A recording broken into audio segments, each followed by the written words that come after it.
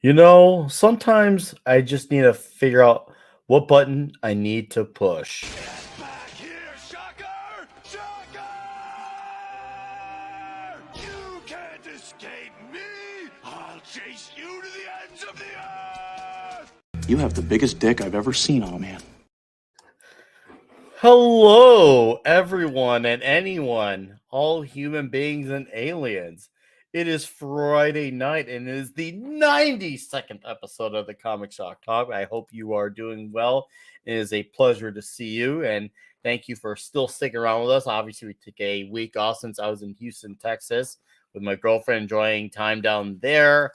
And now we're back to our normally scheduled broadcast. And tonight's going to be a very cool open geek chat. We got our guest 24/7 Fusion Media joining. A lot of you guys have seen his channel. If you haven't, he's kind of like a guy like a Yellow Flash type of channel.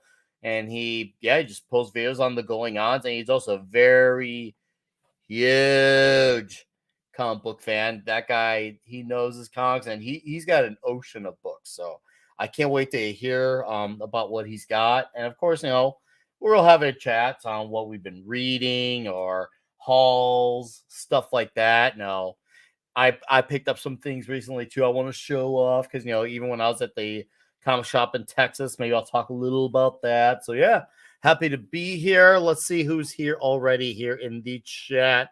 Keely Chow, Wagner, my guy, 5 picoseconds, D Bud Martin, Bush McFadden, Critzable, the Rainbow Knight, Dragon Master 360, the lovely Sherry. How are you?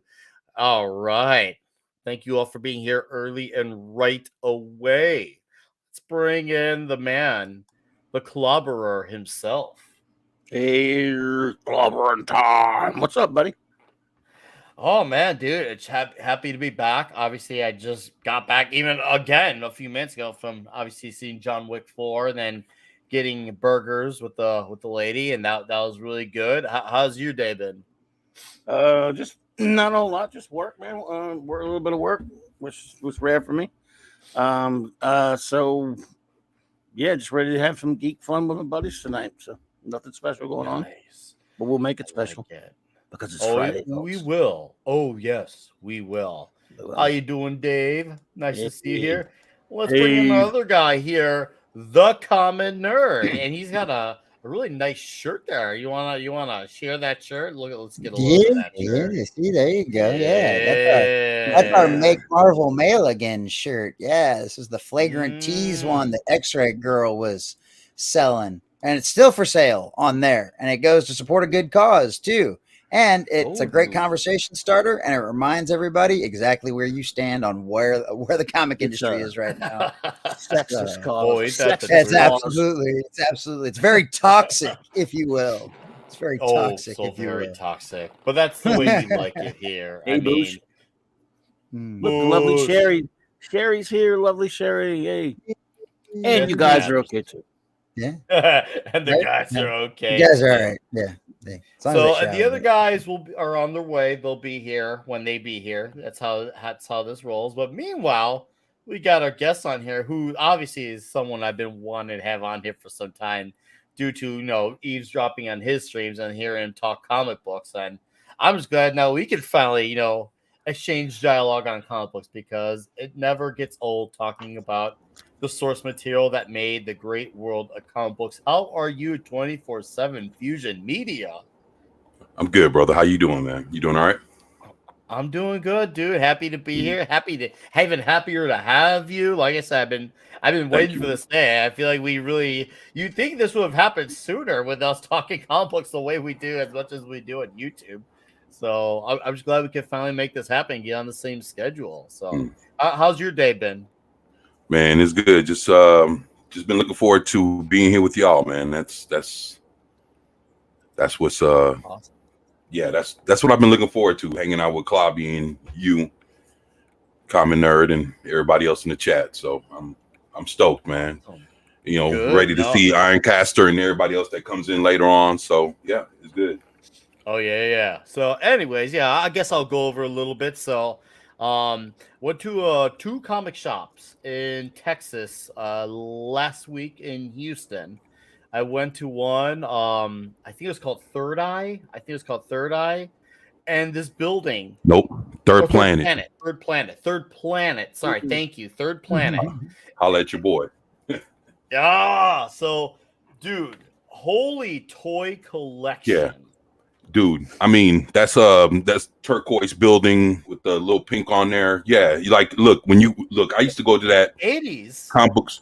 Look, I used to go in there when I was a kid, man. And shit. You probably never wanted to leave. You know, to be honest, my dad used to hate taking me there because if you know how you come off the freeway, the parking is bad, dude.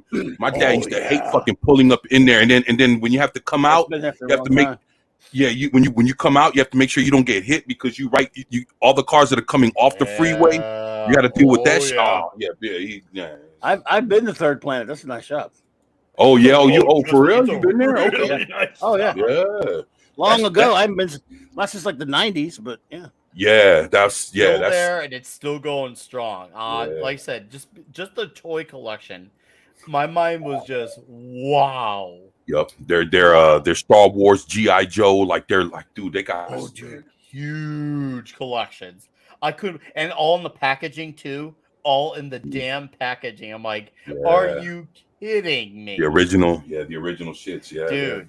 Yeah. I remember. So okay, even though I wasn't, I remember the X-Men animated series. I remember like they had these projectors, and I used to turn on the lights, and I had a Magneto one, and I was just like, I had that when I was a kid. No way. I couldn't believe it. It was so surreal. They had a Duff Man. I almost got the Duff Man. And I'm like, I'm gonna come back. If that's there next year, it's meant to be. That Duff Man. And they had another Simpsons one, a Tom Jones as well. I saw that dude, Tom Jones. Like, are you kidding me?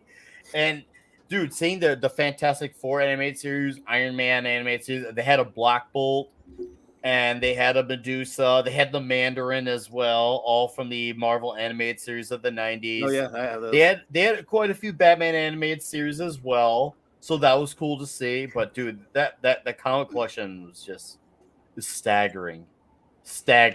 And I had all those Toy Biz FF cartoons from the 90s. Right, Toy Biz, yeah. Toys, Toy Biz, yeah. Oh, dude. Dude, it was a big there. I was just like, I could be here all damn day. All day, yeah. Straight up. But yeah, I did notice because I don't know if it was like for you when you went there, but the parking lot, they had space in back of the building. Yeah, in the back, but it's real narrow when you as soon as you go in there, as soon as you turn, and like I said, and even coming out, you have to watch because you got everybody coming off the freeway, and when people come off the freeway, they're fucking they zoom. Yeah, they're zooming, so you gotta make sure you don't get hit by one of them. And my dad used to hate that shit. He's like, man, damn, you got me coming to this fucking place. I was like, come on, dude, Pops. No. You better be a damn good shop if you're parking in a very inconvenient spot like that. That's why it's so good. That's because if that was like I guess you could say your average comic shop, that would have not lasted there. Absolutely not. No, you could, and like I remember that place being there in the 90s, but even when I went there in the 90s, you can tell it was there from decades before. So it was one of those things that it's been there for so long that, if you're a true comic book collector, you're going to definitely go by there. So, I could see it having its Houston, people that are from Houston that are dedicated to going to that store, man. It's fucking, I haven't been there in a while, but I passed by it like a week or two ago and I was like, fuck, man, I missed that store. Just looking at it from off the freeway, like, shit. I already am thinking about when I do go back to Houston, how much I would love to have that store. Like seriously, like, and just go back there again and be there again for 2 or 3 hours. Like, I'm gonna have problems. Hey, to be honest, there's a gentleman. Damn, his name just eluded me. If you know anything about the Overstreet Price Guide, I think his name is Richard. He actually he's in Houston off of Westheimer, which is not too far from here. He is the guy that's been doing the Overstreet price guide for the last couple of decades. He's here in Houston. I think he bought it from Bob Overstreet back in the 80s and 90s. Right. And I mean, I've met him a few times. He's cool ass dude. I remember meeting him when I first came into his shop. And matter of fact, was that Richard Starkings or something? Yeah, I think it's Richard. Yeah. There you go. And he's a tall dude too, man. He's definitely like 6'5" or something. Like he's not no. Yeah, he ain't no little dude. I remember, but see, like when I see him all the time, I was a teenager. So, he has like maybe 6 stores around Houston, and just to go in there and talk comics with him, knowing that he's been doing the price guide for decades, knowing that he's here in Houston, you might want to check. You might want to check. Because I have one of his stores are right down the street from me right now. Yeah, dude. Yeah, we used to call it the overpriced comic street guide. As D-Bud points out, we used to call it the overpriced. I used to call it overpriced comic street guide. So there you go. Yes, because it was. But that was back. I remember back. You have to buy that book every year before there were monthly, then weekly updates later. Yeah. In the early days, I that came out once a year annually. Right. There was a hardcover and a softcover, and that's how you had to find out what your comic books were worth. There were no weekly updates, no monthly updates for the longest time. Up until about into the late 80s or the early 90s when they started coming out with weekly updates for Overstreet. And then Wizard got into it. Then a couple other companies started price guides. But for a while, it was all he had a monopoly. The overpriced, the Overstreet comic book price guide.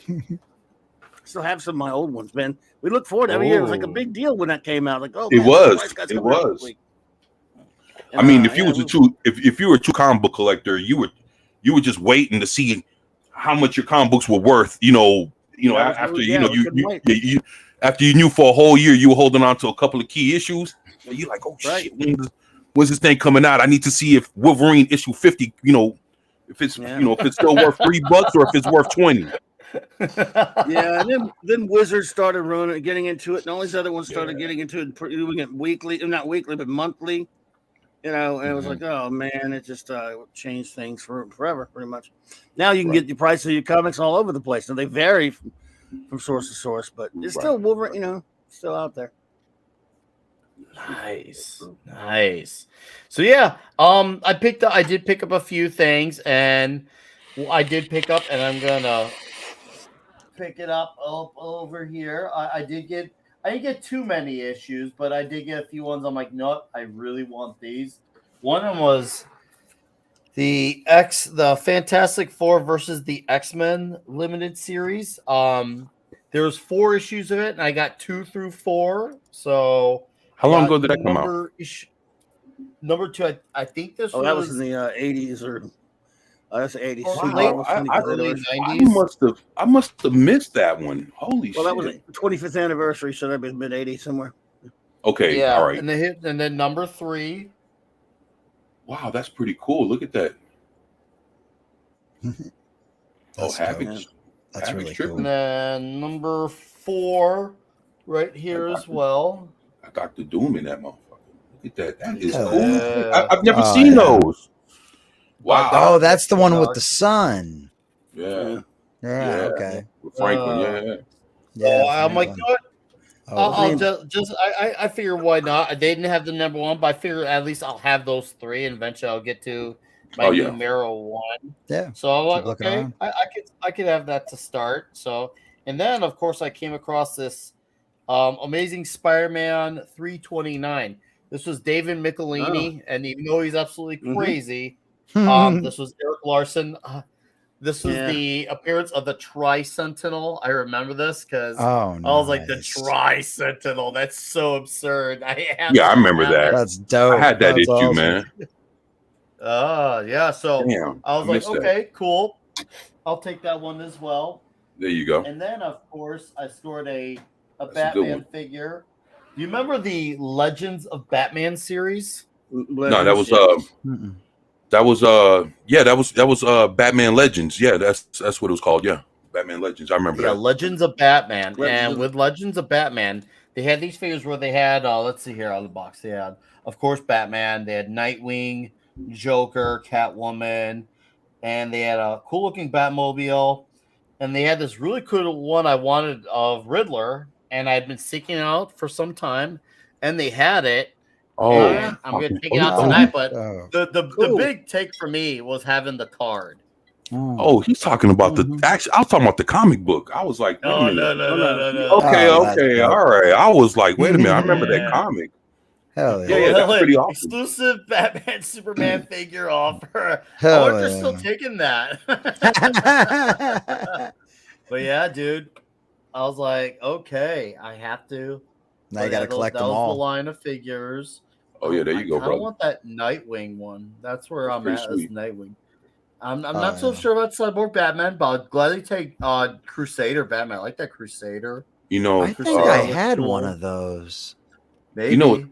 you know what's I crazy? think I had the Now that I Crusader. think about it, about 3 months ago, I walked into a thrift store that had one of those Legends, and if I'm not mistaken, it was the Nightwing one that they had in there, and they were selling it for like $5. And I looked at it, and I just shrugged my shoulders like, man. I just walked off, man. Like, yeah, man. Because I don't collect Nightwing, so why would I sit there and just buy the? I love Dick Grayson, but that's when he was Robin, and I mean, but I mean, I have the first appearance of Nightwing, and I have I have all the Teen Titans comic books, but I mean, he's not, as far as beyond that, I never collected his solo series, so why would I really just go pick up a action figure? I don't know. That's just me, man. No, it's all That's good. just I get it. That's fine. I personally I love Nightwing, so I was Right, just right, like, right. man, I definitely like to get that one, and it's definitely make me think I should definitely try to seek some of those out. But man, just think about Third Planet. I'd go back for I'd even go back for I would want the Black Bolt one that they had, the Black Bolt one they had. They even had what was that one? I think it was this really absurd X-Men character. They had Long Shot was his name, I think. yeah, Long Shot. Yeah. Yeah, they had a long Yeah. shot thing. Oh, I was man. like, oh no. That's funny. Oh yeah. Yeah, Long Shot was awesome, man. Rhino, Alistair Smythe. It was so crazy to see all those figures. And once again, in the original packaging, I was like, okay, I'm all in on this madness. This is freaking fantastic. So yeah. Anyways, we got a $1.99 super chat from your Muslim uncle. How are you, sir? Says There you Ramadan go. gift from our family to you. Well, thank you. Hey, you're- Muslim uncle. Yeah, yo, Hope you are your well, buddy. Muslim uncle, man. He's fucking awesome, man. I've been Yes, I've been following him for years, man. Like on Twitter, man. He's a great guy, man. He's Yes, he Very is. good guy. he's always been a good guy. I mean, even Yes, sir.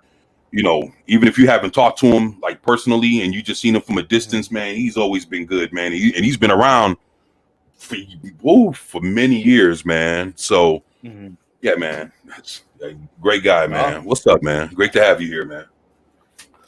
Absolutely stellar gentleman. And yes, also very supportive of all of our channels. He always All of makes us, time yeah. when he can to come to all our channels, which Man, we're very Yeah. thankful for your time, sir. Very, yeah.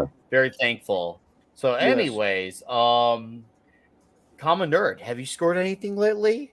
Well, No. I did get some new Oh. plushies in. I forgot That's about fine. Hey, that. I did show get them some off. of those. Well, Show yeah, them because off. so that's my Aunt Jemima bottle. That one I've already shown. I've shown. Yo.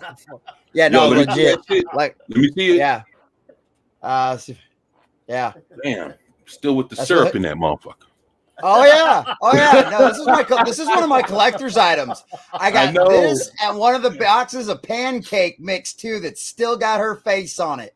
As soon as I heard they were doing that, I told my wife, I said, go to the store, buy bottles of that right now with her face still on it. I want to keep those. Don't Right. get to erase Aunt Jemima. Screw There that. you go. First millionaire woman in the country. But Uncle no, Ben, it's- right? Yeah, exactly. Uncle Ben too, and then like Lando Lakes, leave it to white people to move the Yeah. Indian and keep the land. because that's exactly what they did on the Lando Lakes box. I actually got one that I forgot that I'd gotten in. And I hadn't put a chance to put it up on the shelf, so I actually haven't pulled this one out of the bag yet in a while. Oh, we get on so this one, yeah, you get an unboxing on this one. There you go, brother.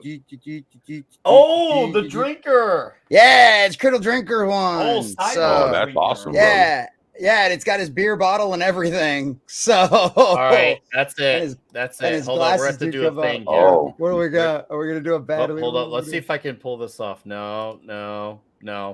All right, dude. Nice, yes, dude. Yeah, look at that, man. I got the original nice. drinker. Nice. But I like this one. This turned out really killer. Like I think my girlfriend originally meant to get to me for Christmas, the one before 3 months ago, and it ended up coming like 3 or 4 months late because I don't know. But either way, I'm just happy to have it because, dude, it turned out really killer. So yeah, the drinker. Oh, is that drunk? All right, back to you. So this one, and I got 2 of them because I wanted. That one's huge. Yeah, they are. They're really big. Like, I mean, that's the size of my head. This thing's huge. And then of course, I couldn't resist. He totally signed it on the rear end. Oh, that's what's up, man. Yeah, so I thought those were really cool. So I thought that was fun when they were doing all the plushies. I try to support, like the fellowship and our little corner of the internet as much as I can, whenever I can. And, especially when you get a cool little product out of it and stuff like that. So yeah, there you go. That's just kind of fun little stuff. I've been having fun decorating my wall decorating the shelf behind me and stuff. So, but yeah, other than that, the only thing I've been doing is reading Warhammer comics, and I actually do have, because like this is the stuff. This stuff's. It's brutal. This is just like one scene out of like this whole comic. Like it's insane. But I mean, like it's gorgeous at the same times that it's so brutal. And like this is, and I wish I hope Ironcaster going to be here later. Do we know? He usually says if he's not, and if he doesn't show up, that'll be the first time he doesn't say so. He's probably he'll probably be here. Yeah, he's probably well, because he asked me last time we were here if this one was the one that actually told the Space Marines origin story, or like how they became one. And this one does. So this guy that's standing right here, he's the main character, and it actually it does flashbacks to how he became a Space Marine, how he was selected, how he survived, like the whole process, how he got the organ implants and like all of that kind of stuff. So it does tell that whole backstory, which is really cool. So this is one of those things, like if you don't know anything about Warhammer, this would be like a great introductory because there we go. Because it literally gives you like how someone becomes a Space Marine in this book. So this would be like a great introductory for anybody out there, and it's in comic book form. So it's in comic book form. Yeah, and it's in comic book form, which works out perfect for her. I don't know how old this one is. Let me see if I can figure out. There we go. I went too far. Yeah, there we go. How you doing, Elizabeth Young? Thanks for dropping in. She had a great comment here. It says, Warhammer is dark, real dark. I love dark fantasy sci-fi. I need to read the books. Those are really good. I didn't know they had comics out. Oh, look at that. I can't find the year on it. I'd probably have to check like my Amazon account or something. But yeah, I mean the artwork's gorgeous in it. I mean, it's very. Big fan of the books. So my son. Yeah, I really like the books. Yeah, I've been reading some of the books too. I read Storm of Iron, which was really good, and then I found this, and so I've been reading this since. Mm-hmm. So yeah, it's cool stuff. Yeah, it's cool stuff. So no, dude. But yeah, thank you. That's what I got. That's what I got to show off. Yeah, that's what I got to show off. So no, I love it. Yeah. 24. Yeah. I'm gonna let you be the star for the next. However, and basically you're just gonna be the type of guy. So get your collection ready, and I'm gonna let you be a show off, and we're gonna enjoy you being a show off. Okay. Well, I mean, I don't know. I don't know. I got a few different things here. Okay. What's up, Grimdark?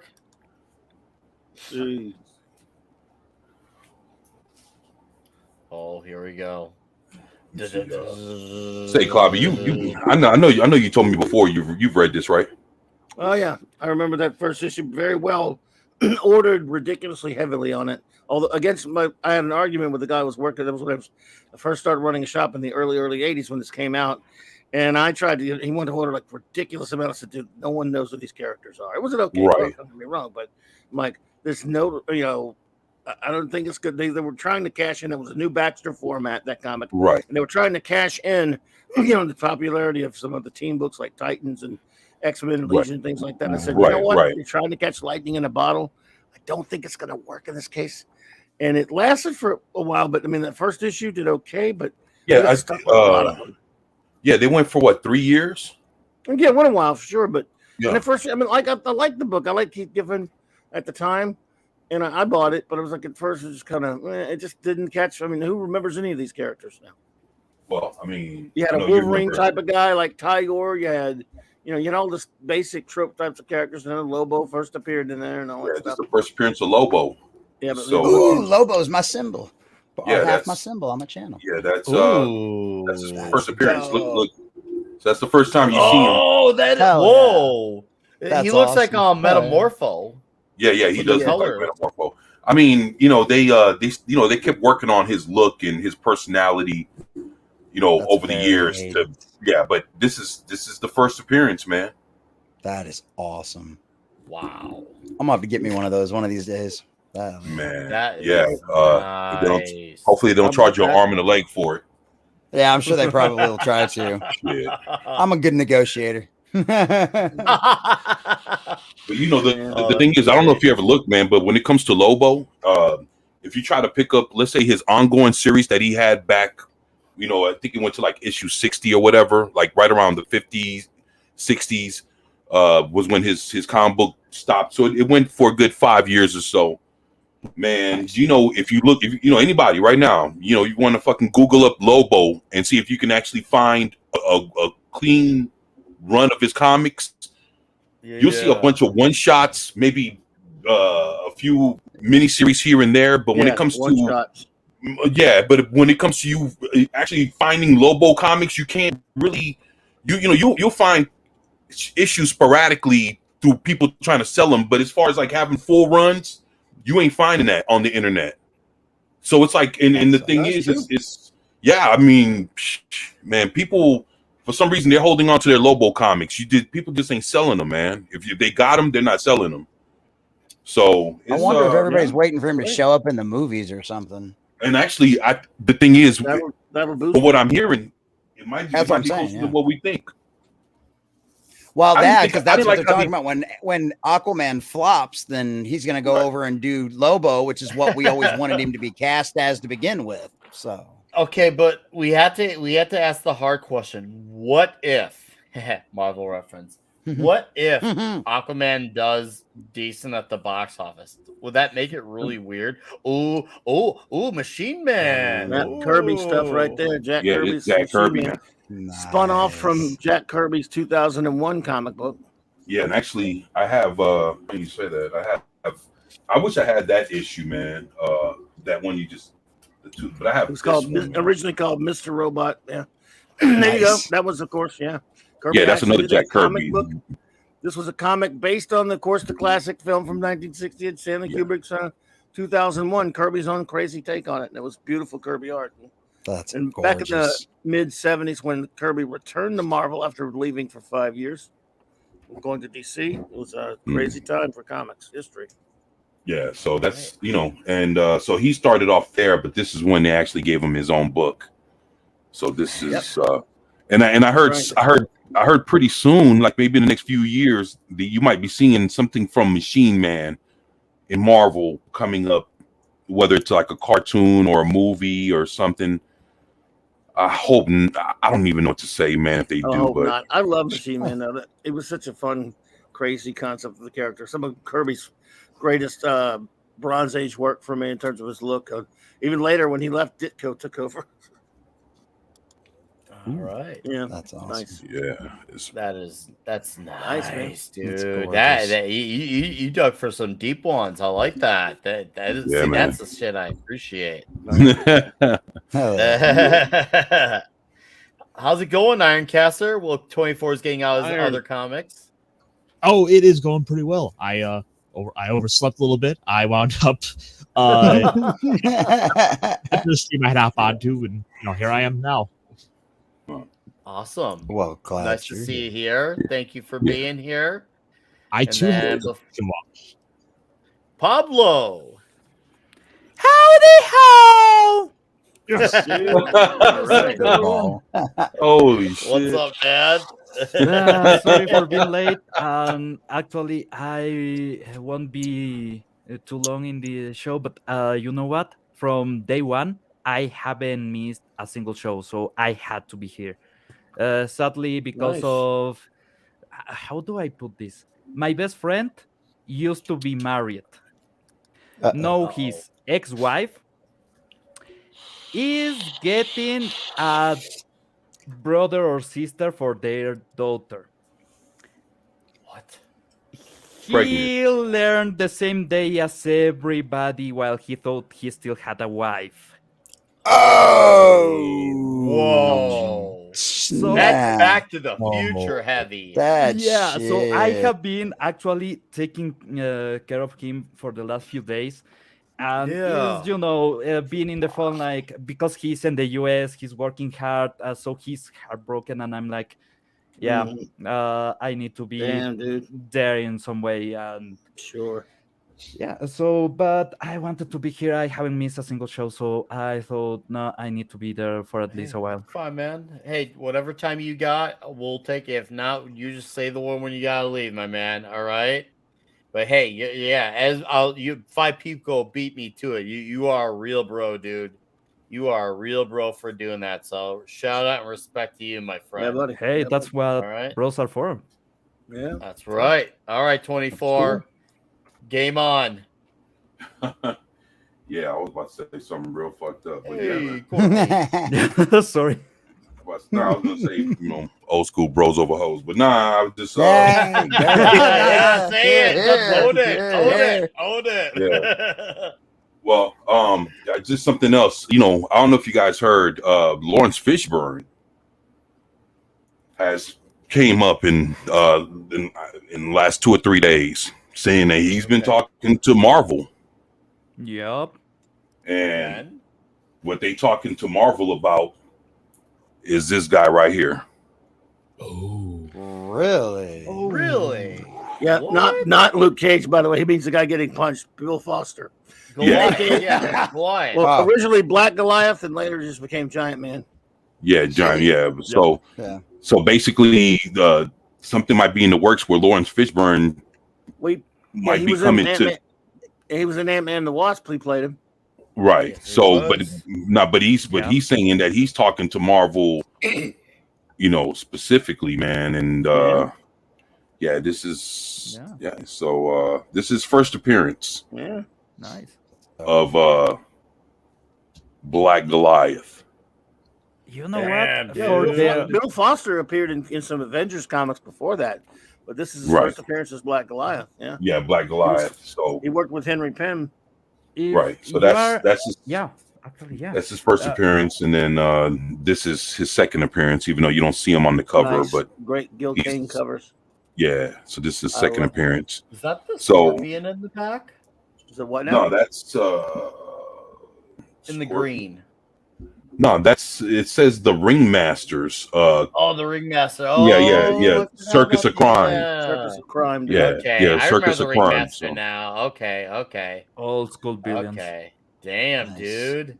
Yeah. So Wow. basically, Wow. while they were fighting, fucking Ringmaster jumped upon them and snagged both of them, and all this other shit. So, but yeah, that's that's his first appearance, and then from there we get this. Nice. Ooh. And this, Love it. Kirby cover. yep, I'm about to say Jack Kirby, man. He did the cover, he did the interior, but he did do a lot of covers at that point. And then, of Yeah, course, look at that, man. got his own, that costume, man, it was 70s, isn't it? Woo. Boy, but man, that costume was. I love it though, man. Oh yeah. It's not. I love Bill Foster. It's not too many heroes that can pull off an ab window, but I think. Yeah, I was thinking there's a lot of complaints about the book window. Yeah, an ab window. Really, right. That's an ab window. That makes me feel insecure just by looking at that. I think I gotta go to. Now I know what the women feel like. So yeah, I think I need to go work out and shit, right? Yeah, right. I need to hit the gym now. It's fun, every single time I hear the feminists go, that sex is, we could never get that body. And when look at that we white fire, really heavy man, now look at that Black Goliath versus White Fire. Yeah. What do you say about that these days? Why you gotta get all racial, bro? Right? Nah. But it's you can tell it's a product. It's a product of his time, and this is the kind of shit. Yeah, I mean, if you check out what was that other Black Panther? He was like, when you see Black Panther in comic books, they had him fighting, against villains with names like that too. Well, he fought the KKK. I think I remember seeing that. Yeah, so whatever. No, that was cool. Look at that's how you fight racism. A lot of people. He got killed.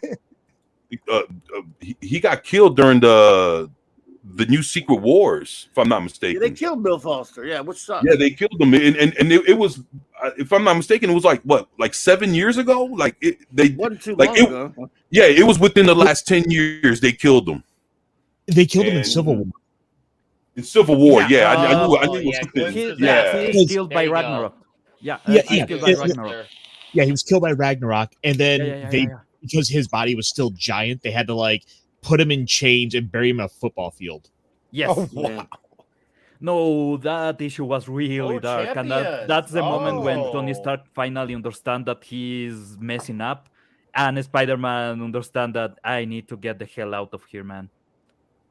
Yeah, this is an appearance that see, this is a thing. Now, when I collect comics, I just don't collect I go beyond the first appearance, and if the character gets his own comic, I get that.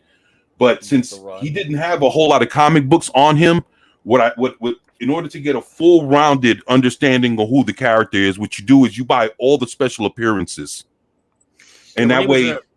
Yeah, because that's the only way you'll get to see some of these characters, because even in his own book, it didn't last that long. He was never a part of no team and all this stuff. So the only time you get to see him is sporadically in a comic book. Every couple years, you get to see him here or there. He might be in a storyline somewhere. So from moved there, to Marvel 2 in Marvel 2 and 1, he moved after he was in Champions. So then later So he showed up here, and I was like, yo, let me.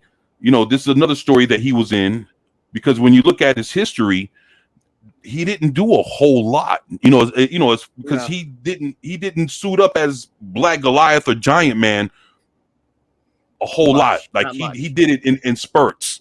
So you kind of get him when you can. So that's why I picked him up here in Champions, because it was nice. And then from there, I seen him in this. Nice. And this is one of the last appearances as Black Goliath. Right. It may have been his last appearance as Black Goliath. A lot of people are saying, look, why is he called Black this or Black that? It's just, that kind of Black Panther makes sense because he is a Black Panther. That's the kind of name after the animal. He's right. This one, a lot of people thought, there was already a Goliath.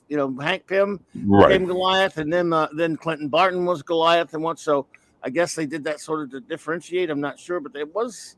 A lot of people thought, why do that? So they would later change him to Giant Man for a while. I was actually going to complain that we no longer get on comics Black this or Black that characters. Used to be cool, but right now I'm checking. There's a comic for Black Dynamite, so at least we have that. Black Dynamite, yeah, that's my man right there. I like Black Dynamite. And then this. This is a 90s. And this is yeah, and, Ghost Rider. and Well, but this one also has a story with Giant Man, with him as Giant Man. So this is when they actually changed his name. But yeah, this is Hell yes. so it's Miss Marvel. So it's still Carol Danvers and Ghost Rider, and that's if I'm not mistaken, at that time that was still Johnny Blaze from what he's wearing. Yeah, it is. Yeah. Looks like it to me. Yeah, because Dan Ketch came with the spikes. Oh, spiky, like everything else. Yeah, real spiky. Yeah, spikes, pockets. And Ghost Rider was the very first comic I chains. ever had as a kid. Extreme 90s. Everything Ghost Rider. Extreme. So as far as Black Goliath, Giant Man, that's that's his first appearance, his first few issues of his book. His comic book didn't his comic book didn't last too long, man. It was only just a handful of issues. Longer than Captain Marvel would today, though. To be fair, right around, yeah. And I mean, it was just maybe Clobby. You remember how many issues? Wasn't it like just 7? Which one? Which one?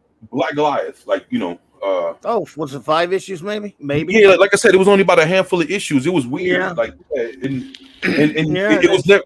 Yeah, it wasn't never put out like a limited series or a mini series. It was put out like if it was an ongoing series, but after a handful of issues, they cut it, and that was it. Well, my boy D-Bud would be mad at me for if I criticized the art in that one, I think, but it didn't have particularly great art in the Black Goliath series, at least for those of us who are picky about comic book art, I must admit. So, Windsor, my man, what's going on, brother? And at the time, I guess it just did not do very well. So yeah, unfortunately, didn't last. I liked it. I think I bought it for a couple times when it came out.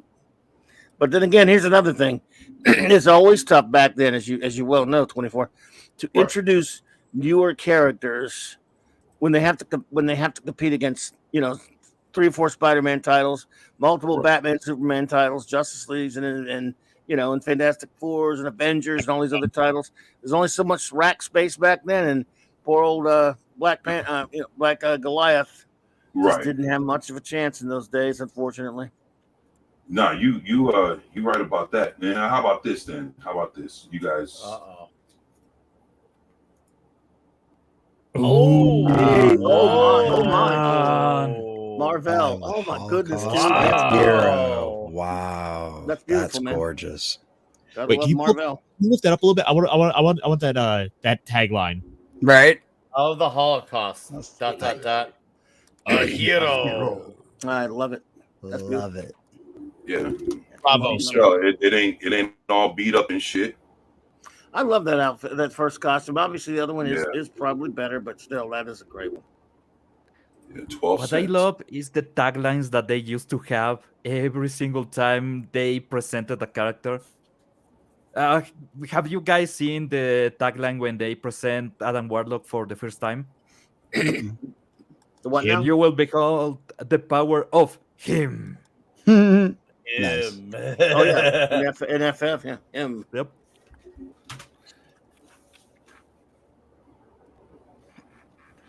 Yeah, I love all the space stuff.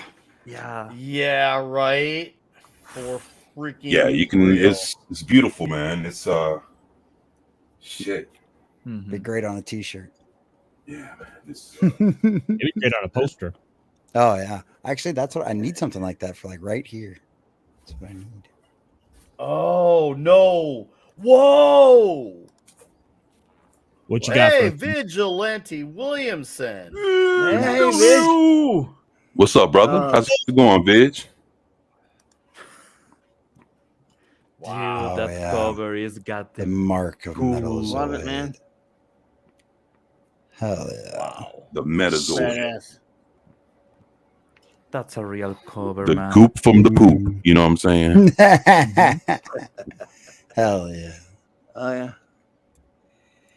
But yeah, man. I love that custom outfit. Nice. Marvel rules. I like Marvel. Oh wow. Oh, Oh, cool. Really cool. is that Mangog? No, I don't think so. Don't think Who so. is I'm just wearing that? pants. I'm not sure. That can't be Bangkok. He's wearing pants. How dare Mangog put on some damn clothes? Yeah, How dare he? It's Oh, Yeah, he has a onesie that's on. a So nice yeah. cover though, regardless. a jumper. Oh. It's very spacious. Right. Oh, Lots of breathing Oh. room in all the right Now- places. It's okay. now this For one the looks Stones? pretty. Look at this one, Oh. Oh, beautiful. man. Dude, these are With things that look hand like they're pretty sticking nice out, shape. look at that. That's classic, man. That's classic Marvel. Yeah. With the hand out like this. They look to be pretty nice shape too, huh? Yeah. Yeah, Hey, like I said, hey, I don't be collecting lights. I don't, you know. It was the Kirby style. You do it on Mhm. layers, but the first layer that you do is actually the action layer. For example, the hand, or if the character is punching, Right. you do the fist, Yeah, and then you draw the rest. You and work then your way back. and then Yep. the stance where he's kind of coming to the side and his hands coming like it's like Yeah, look, so man, you that create. shit. Yeah, that effect that they create is but Kirby is the one that started that because he didn't know how Yeah. to draw, so he will do it by just his mind, and he That shit came is- with the idea that things go in an order. So Man, Yep. that's Mamba was brilliant. That's an Adam Austin cover. Okay, look at or this one. that's another Gene Colan cover. Wow. Ooh. Now look at it. Like I said, you guys want to see this? Look, ain't no cracks, Dude. no creases. Like Oh. yeah, like these shits are mint, man. This ain't no Gorgeous. ain't nobody, Right. ain't no bullshit. Yeah, Yeah, that's Yeah, that ain't anybody's that- attic or nothing like that. that's easily Beautiful cover. before the companies that Great Comics became a scam. That's easily Uh-huh. an that's 9.78. beautiful, man. Nice stuff, man. I mean, but if you look at like 12 the cents. the way he's flying in the air and he's getting shot in the back, like it just looks like, oh shit. Man. Yeah, you can tell something bad happened right there. And there you go. Now this one I'm about to show you. Holy shit! Check this one out. Hold man. up. Real quick, hold that Abigor. thought 24.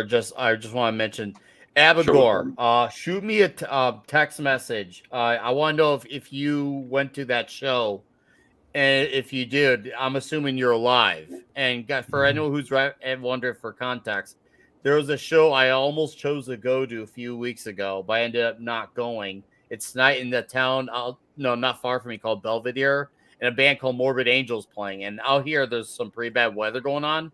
And the roof of the Palo Theater got hit by a tornado Oh wow. and dropped on the crowd at the show. So I'm assuming if that was Oh, texting me, he didn't go and he's doing fine. But man, I heard about him like holy Oh, crud. wow. So I just heard about it 5 minutes ago. But I guess, and I was like, oh man, I hope Nick, Abigor is okay. Nick, But I need to know Mhm. this. That's nuts. Was What's up? it a metal concert? yes, it was. A Then death it was metal really show. metal. Yeah, no, it was very, very, very metal thing to happen. But because yeah, it was a disaster. Did you go, dude? Did you go? All right. Anyways, 24. Go ahead and carry on. No, you're good, man. Nah, that make was sure our guy here is alive. He's a I listener and good. was gonna say that was that was important. That was that's more important than me showing off the comic, man. So that's no bullshit. I'm being for real, man. Like that's I would want to know if he was all right too, man. Oh yeah, no, absolutely. But yeah, it's hear about the incident. I'm like, oh damn. So okay. Anyways, let's carry on with the show. And you Now, show up check this this comic. out. I'm gonna get my drink going. There Now you go. look at the detail in this Dodge. old school comic, man. That's one of my favorite covers. Oh, yeah. Look at this, man. See everybody in the back. Crazy. Dude. And again, this thing is. Look at it, man. It ain't beat up. It ain't no cracks, no creases. This thing is straight up, man. It's clean. Yeah, man. Dude, you So take really good care of your stuff. yeah, man. Shit. I mean, Yeah, Yeah. you know, like I was it's telling really difficult. Yeah. but I'll be honest, man. I love I couldn't tell you how many comics I fucked up, man, throughout my lifetime, man. Mm-hmm. And That's if you're a person that's ever collect comics, this had to be something that you fucking by accident or whatever that you fucking Yeah. you bent, you crinkled, you slept on it while you was reading it at night. Some shit. And it's worse when you finally Well- understand that you need to take care of them and you go like, no, I will board them. Yeah.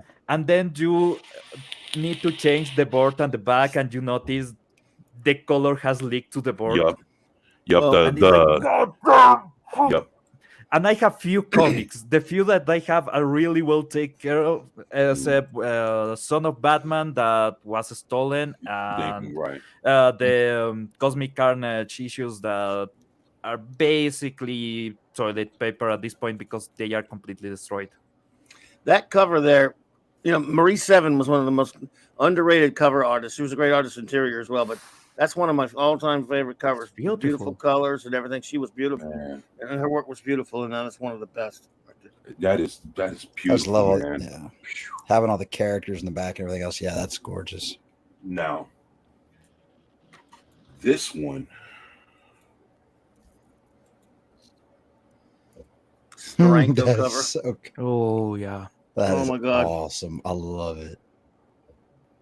That is just. yeah, that's why that's why I was telling y'all whenever Nick's ready to have some talks about Captain Marvel, Oh, I'll let me. I'm there, man. No, I'd be glad to have you on, man. What's so funny about that is that's I always thought that looked like Steranko because I always said, man, it's like a Steranko weird look to it, but it was actually Barry Smith before he started calling himself Barry Windsor Smith and Herb Trimping inking him, if I remember right. Could be wrong, could be Esposito, but it's just like Buzz said, it's the Steranko cover that isn't. It looks so Steranko. Now this one, Oh. Oh, Is it this oh man, I'm trying to think what this issue. I've known this cover. Why do I this know is this cover? issue number 14. So yeah. Oh man. and- I've actually and again, seen that. look, no cracks, no creases, no nothing. Wow. This thing is straight up, man. Get that Yeah. shit, man. Yeah, I don't fuck around, man. I Yeah. have that one. D-Bud has it, of course, because Iron Man's in it. Yeah. Yeah, man. This, The master of Iron Man, then. Yep, it says right you know, you see the way he looks right here, though, and I like that shit. Look at that, man. Oh, that Raw pose? as hell. Yeah, just the pose, man. It's like, fuck. Yeah, it's like old school Superman flying. Something like that. Yeah, Yeah. I missed that, man. Oh yeah. They actually had character in the Ebud way they shape literally things. has that. Yeah. And, Literally. and then it's like, He did figuratively.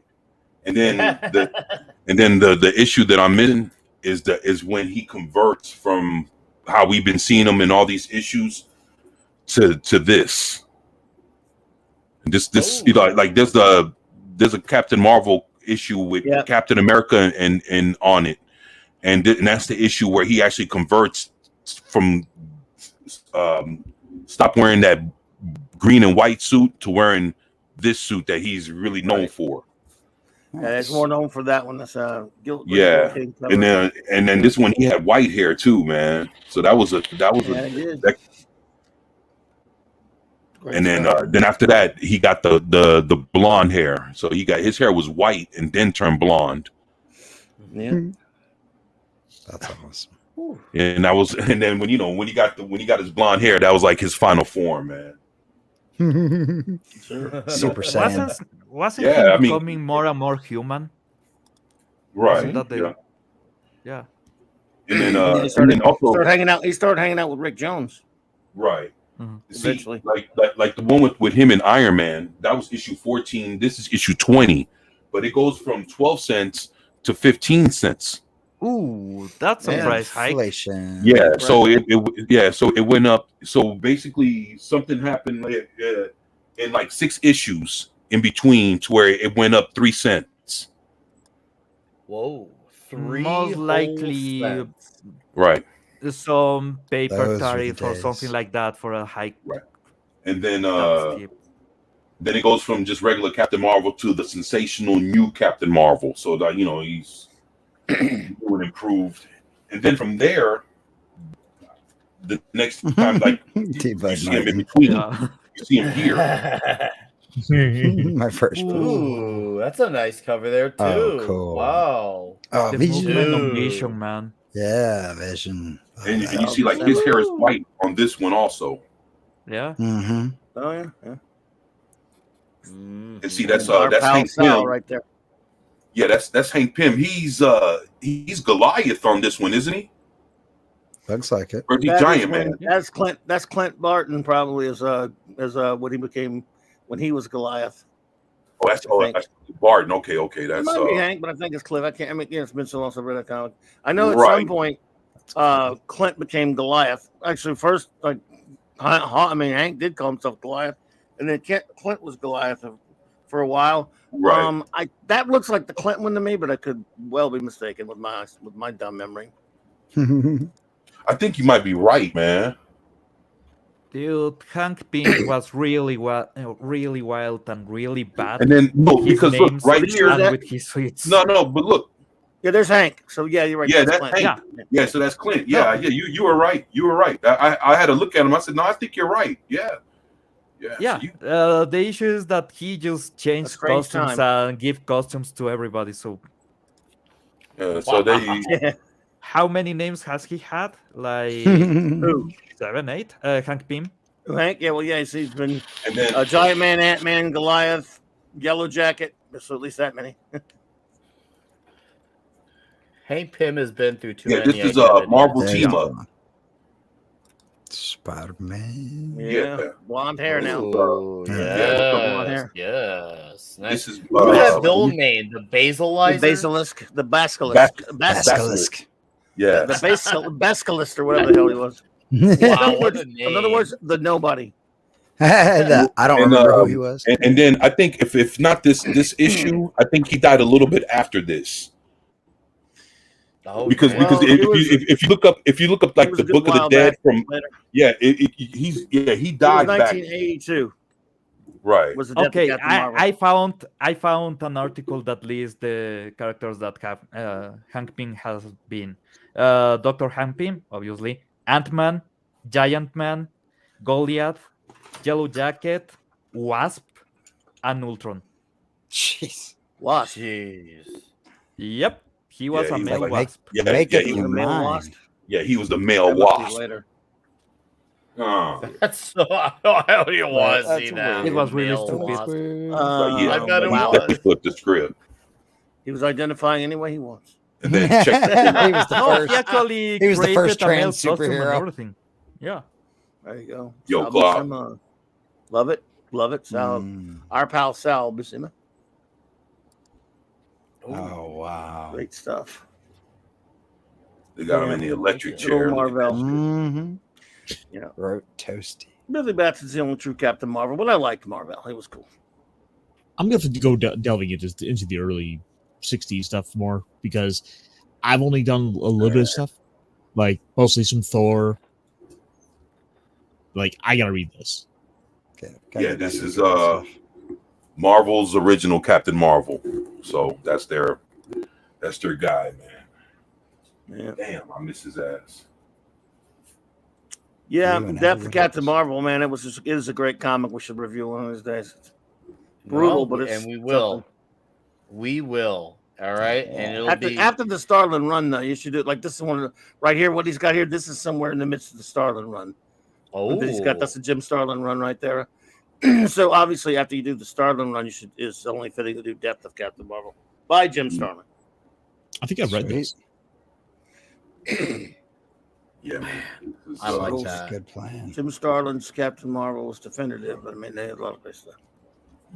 It's so crazy to think about what a visionary Starlin was with all at the this. stuff he was doing with Marvel Cosmic. Look Like, at that. seriously. the original There you Drax go. the Destroyer. Starlin. Yeah, the proper one. Real deal. Yup. Wow. The actual Drax. The With real, cape and yeah, the real everything. Drax. Yeah.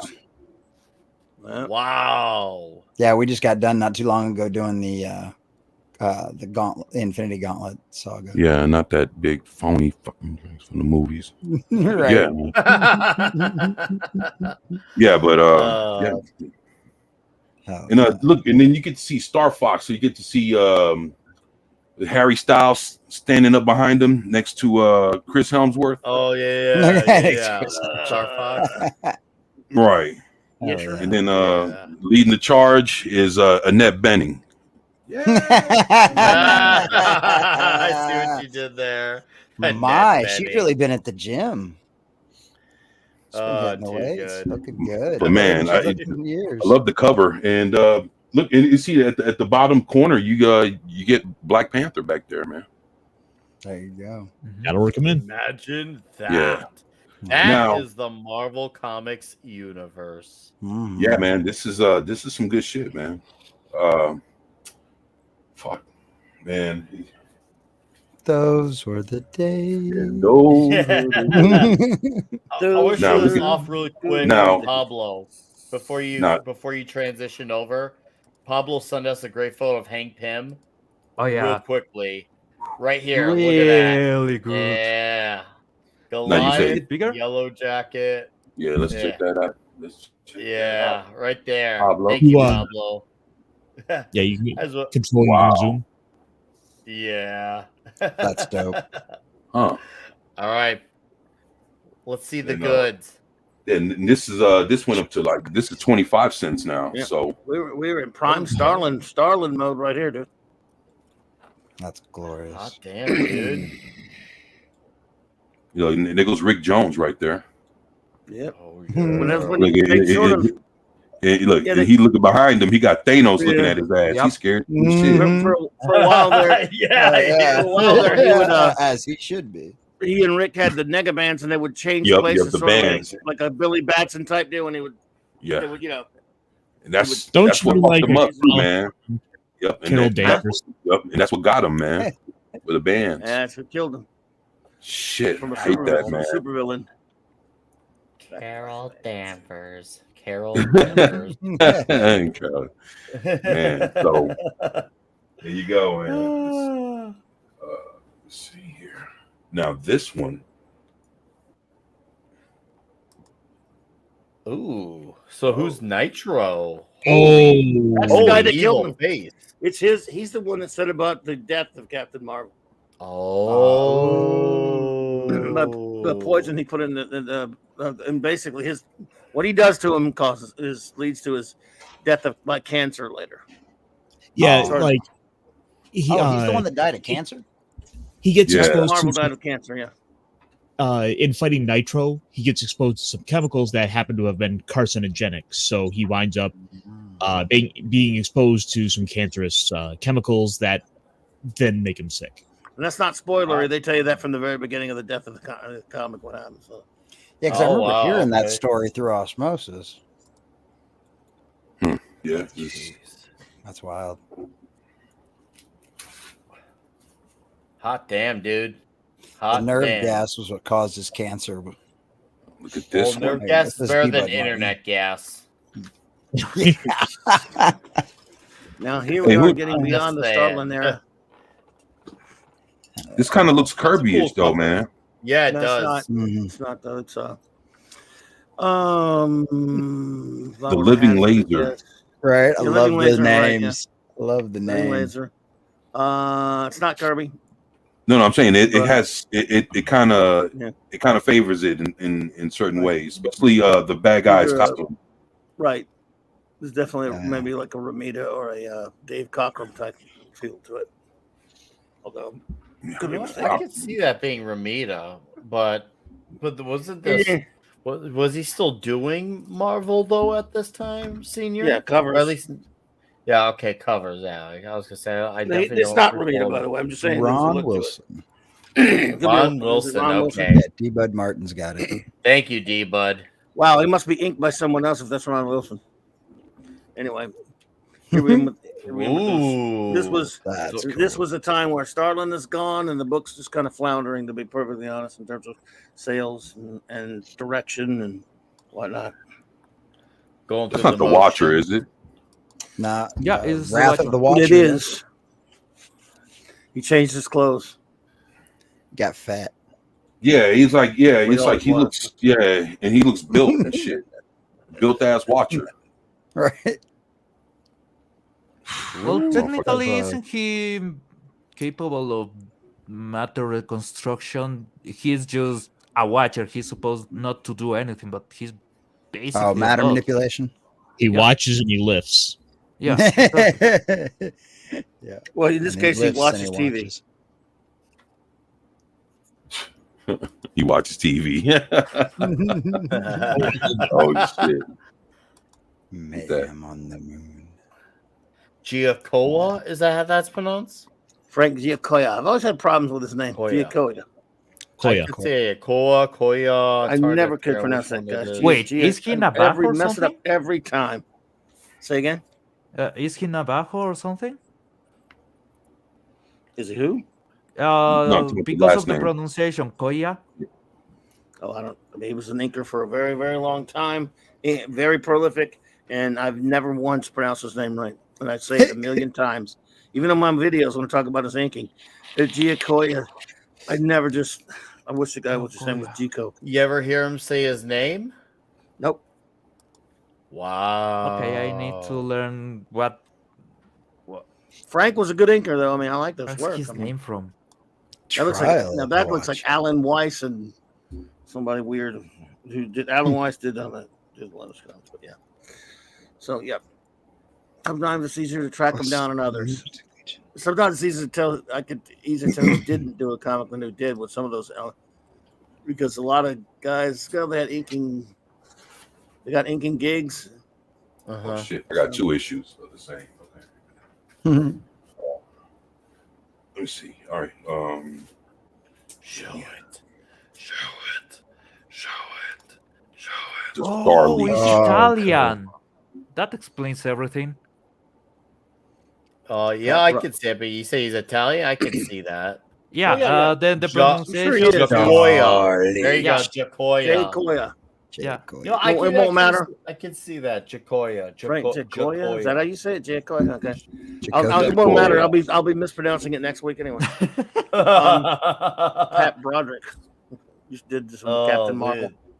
Oh, yeah. Cause you're my cosmic possession. Not just a possession, but cosmic possession. And they say possession's 9/10 of the cosmic law. In reality, they just go to Japan. I know, right? That's nice, dude. That's real nice. And then Ooh. Oh, nice. Ooh. Nice. Ronan. Cruiser. And yo, The Oh, real. look at that that mane. Look at that mane on Ronan. Man, he looks like Lush. he's like a blue George Washington. Like holy crap. Nice. oh shit! Washington went to space and had a hammer. Ronan. Yo, that's wild. As shit. Washington the accuser. Yeah, Washington. Oh, Those luscious locks. Oh, And they made him seriously. bald in the movies. Right, give him a head of hair, man. There you go. And number 42. And who's our guy he's fighting here? The stranger. the mercy of the stranger. Yeah, Yeah. That's a great name. yeah. It says, and then it says it says shootout at the OK Cosmic Corral. So Nice. Alan Weiss. Oh, too Stranger. good. Wow. He's a very powerful stranger. Looks like it. Well, Stranger's kids, been don't hitting the talk, gym. don't talk to strangers. This is what happens. He's the Noticing college it. mustache. oh Yeah. Strangers I'm- can be very powerful. And sometimes they have really good candy. we got this one here. Oh, Oh, nice tracks. Definitely not done. Drex the pacifist. Definitely No. not in any way, shape, or form here. Yeah, Definitely not not. Drax the homeboy and shit. Man, I love that shit, dude. Why didn't Yeah, they man. make him It's, green it's cool on the man. movies? No, he's sort of about green, movie? but not quite. I mean, Very He was, because he was they great. changed him in the comic movies. before that though. So yeah. But Well, changed I him in the remember comic. there's a weird excuse for why they changed this color because Gamora was green. If I remember, I could be off, but if I recall, that was the reason. I thought to myself, Bro, if that's the reason, it's like it's a really strange reason. Like you can have two green characters. Yeah, there's ton of green characters. Then the Spider-Man will never have any villain because a lot of them are green. Basically, all the main ones. it looks like this one jumped to 30 cents. Yep. It's all going up. Yeah, the price hike. That's another hike. And Rick, Oh yeah. This book was I kind of like past that. its prime at this point. I mean, it was just kind of limping along, not doing that well, but getting close to cancellation. Cancellation. What's up? No, I'm saying Clobby was saying at this point, it Yeah, was, you're getting close was to the end. hobbling along. It was Yeah. on his last leg. Yes, sir. Sad to say. You know, Just they kept getting, quite frankly, no steady artists. I mean, you had guys coming in for, doing like filling in. Trying to Starlin keep was it. gone. No big fan favorites on the books. Not really great art, especially the interiors. Yeah, so what can you do? He's not Spider-Man. Shoot. No. Keep paying 30 cents and keep collecting, huh?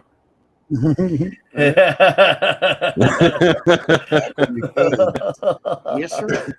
I love it. Oh damn.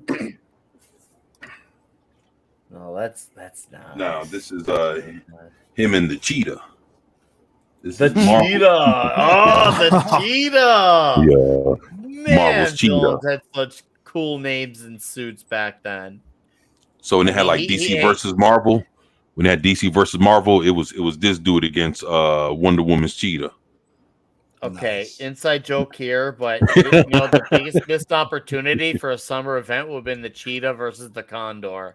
I'm just saying, like, Yeah, that's a real. man. Oh, Cheetah man. versus the condor. This summer, New York City goes to the animals. Nice. The battle goes wild. And we throw in all the animal villains. We throw in Scorpion. We throw in Condor. Then you got to throw in the iguana too. You got to throw in the iguana. Oh yeah, Ronan again. Is that Ronan again? Yeah, it's Ronan again. Oh, this time he's wearing protection on his head. Oh, he got sick of the George Washington mane.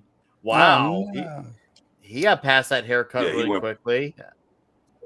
Yeah, he went from blue to green. So Just like that, man. Just like that. Wow. Hot damn, dude. and, I like it, this is though. issue 49.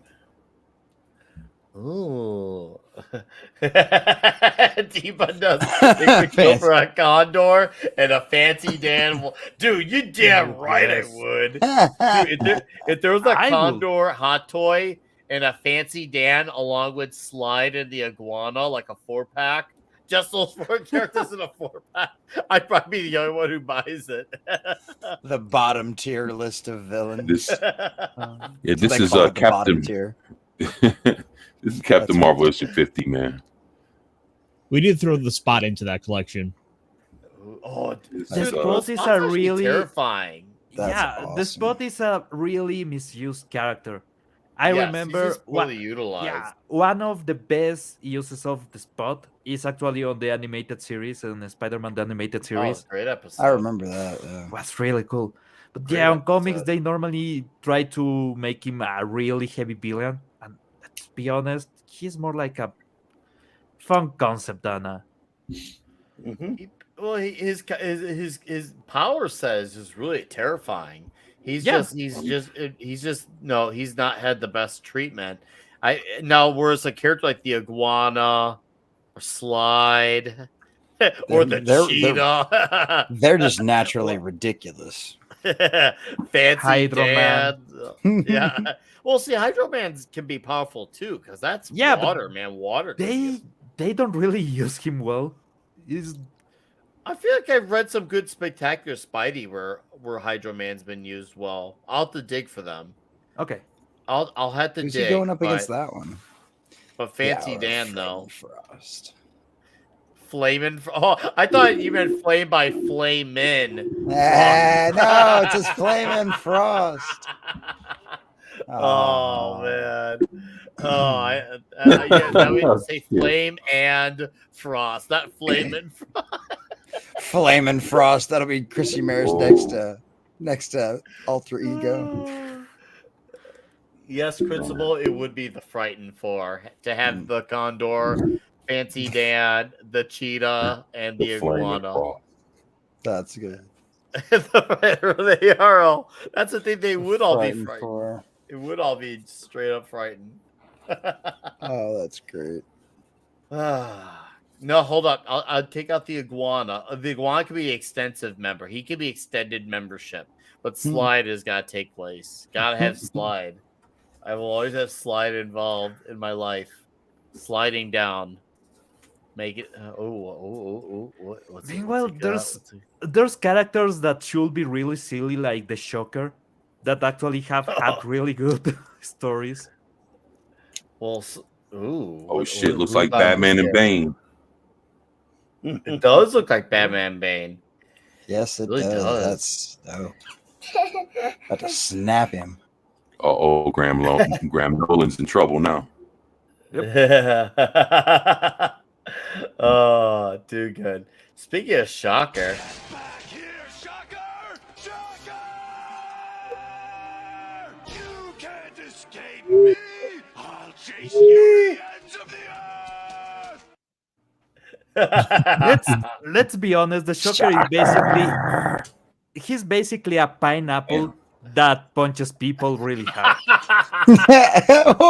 How dare you disrespect the Shocker like that? Hey, I had a Shocker toy when I was a kid, and that was one of the coolest toys I owned, was having Shocker.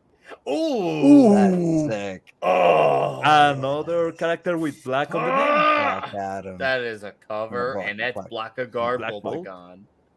Yeah. D-Bud, I had Black the original Bolt. Spider-Man That's animated series one. If there's a reissue, I will get it. Dude, that is nice. And with the wings, too. Black Bolt's wings. Yeah. Captain Marvel. That's and Black power. Bolt. I like You want to talk about power that's colliding right there. That's like, man, that's way too much power for one room. Seriously.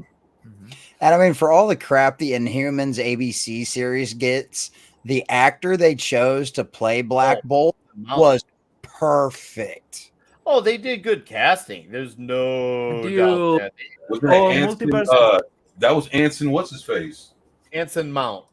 Yeah. The casting for Multiverse of Madness was really crazy good. They misused so many good actors. Oh, they were all wasted. Dude, Mr. Fantastic was the modern Mr. Fantastic, but the appearance was just perfect. The effects were really good for a guy that stretches. For Black Bolt was perfect. It's him fight Nitro again. Yep. Nice. Nitro. Man. No, Nitro actually, he looks terrifying. He does. He has done really crazy shit on the Marvel Universe. He's the cause of a lot of really bad things. I mean, well, if he caused Captain Marvel to die, well, that's the worst. That and you can remember Civil War? Mm-hmm. Goddamn fucker. His fight with Wolverine. Oh, yeah. Doom named Death Grip. Oh, yeah. The Doom named Death Grip. Grip this. Mm-hmm. You know, his name doesn't fit his look. He looks more terrifying, but the name doesn't sound as terrifying as he is. Because he actually looks kind of cool. I actually like his look, but the name is just like Death Grip. Death Grip. Yeah, I don't know about the name, but I do dig the appearance. I dig the appearance. I think it's a really killer appearance. It's got kind of that cosmic power looking thing going on too. I know, right? I mean, he couldn't be in the hood. He'd be like, "Grip this, bitch."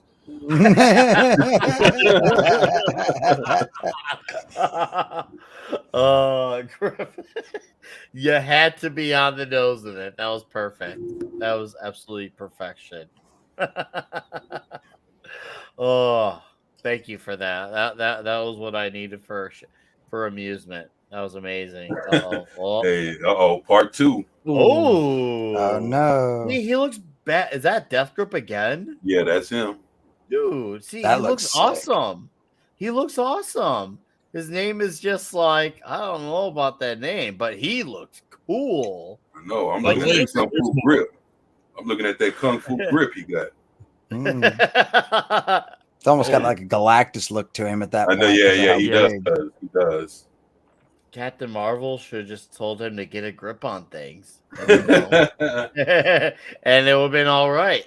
It would have been all right, man. You know what he looks like? Like a Skrull What? Galactus. Yeah, he does. He does look like a mix Oh, between yeah. Galactus and a Skrull. I can see Yeah. that. Yeah, definitely. Gil Kane cover. Now, there's got to be a line in there where he's like, "Grip this," and punches him, right? Or I mean, come on, that's not proper camp if there's not, right? Oh, That would be nice.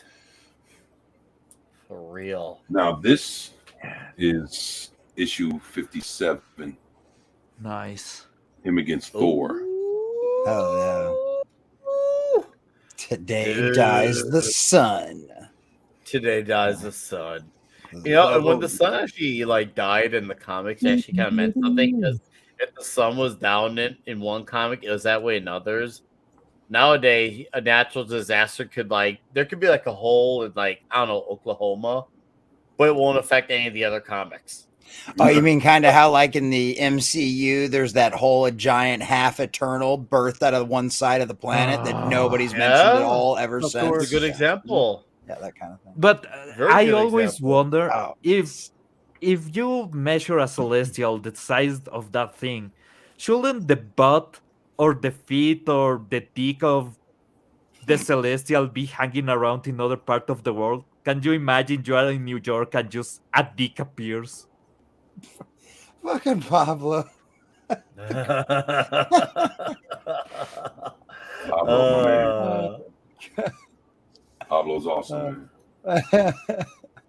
Pablo I'm just truly saying. is one of the greatest. Hey, And, somebody's got to ask the important questions. There you go. Right? Hell He's yeah. doing just that. Oh, nice. Got to be getting toward the end of the run there, huh? Yeah, we kind of. Yeah, right. Yeah, we kind of getting there, man. You got It's, them all, bud. You got them all.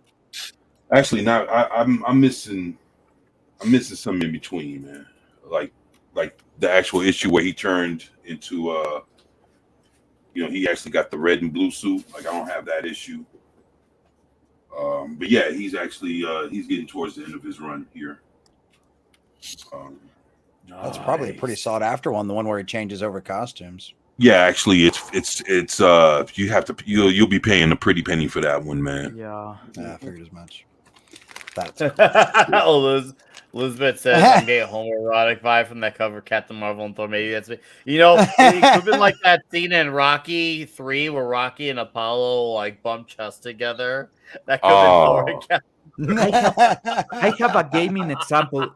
Do you remember? Hold on. Actually, hold up. I think I got. I literally I have that clip. Wait a minute. Oh Oh my god. Boy, that just screams no homo. No. Oh my god. What? Come on. Those see it. shorts, those tank tops. Oh Well, god, the 70s and 80s. I don't get homoerotic. I don't get homoerotic vibes, so I never. Oh my goodness. That movie. Hey, That time, hey, but y'all check this out. I heard you coming.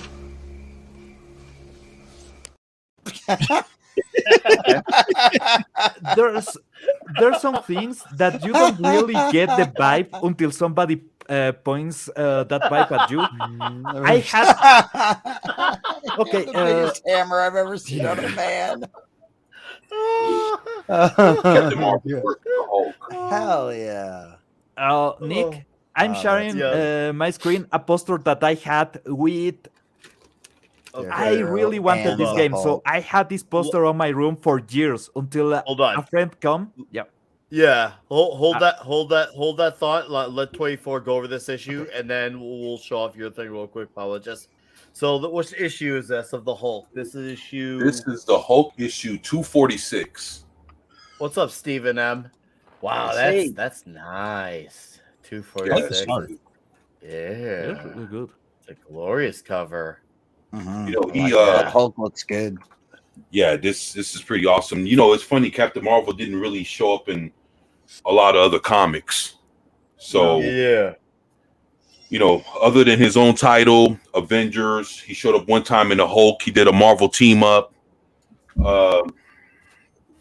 He wasn't in a whole lot, so you know, and he's one of their better wholesome characters. You know, he wasn't. You know, I'm women around. Yeah, he's all right. Real quickly, hold on to comic 24 so Pablo could go over this. Then we'll go over that one. This is a real story. I had this poster on my room for years. I wanted to play this game. I wanted to buy a PS3 or buy an Xbox 360 to play this game. I was really happy just looking at the image. And then a friend comes to my house. He looks at the poster and he says, "That's gay." What? Yeah. I could not stop thinking about that. I had to take the goddamn really said that? Yeah. That's good. God damn it. Sometimes you don't even notice until somebody points out that, and then you're like, okay, god damn it, I can see it. Fuck. Well, you know. You have the right to be dead.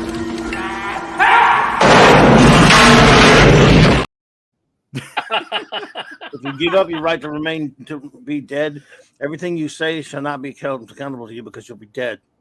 I know.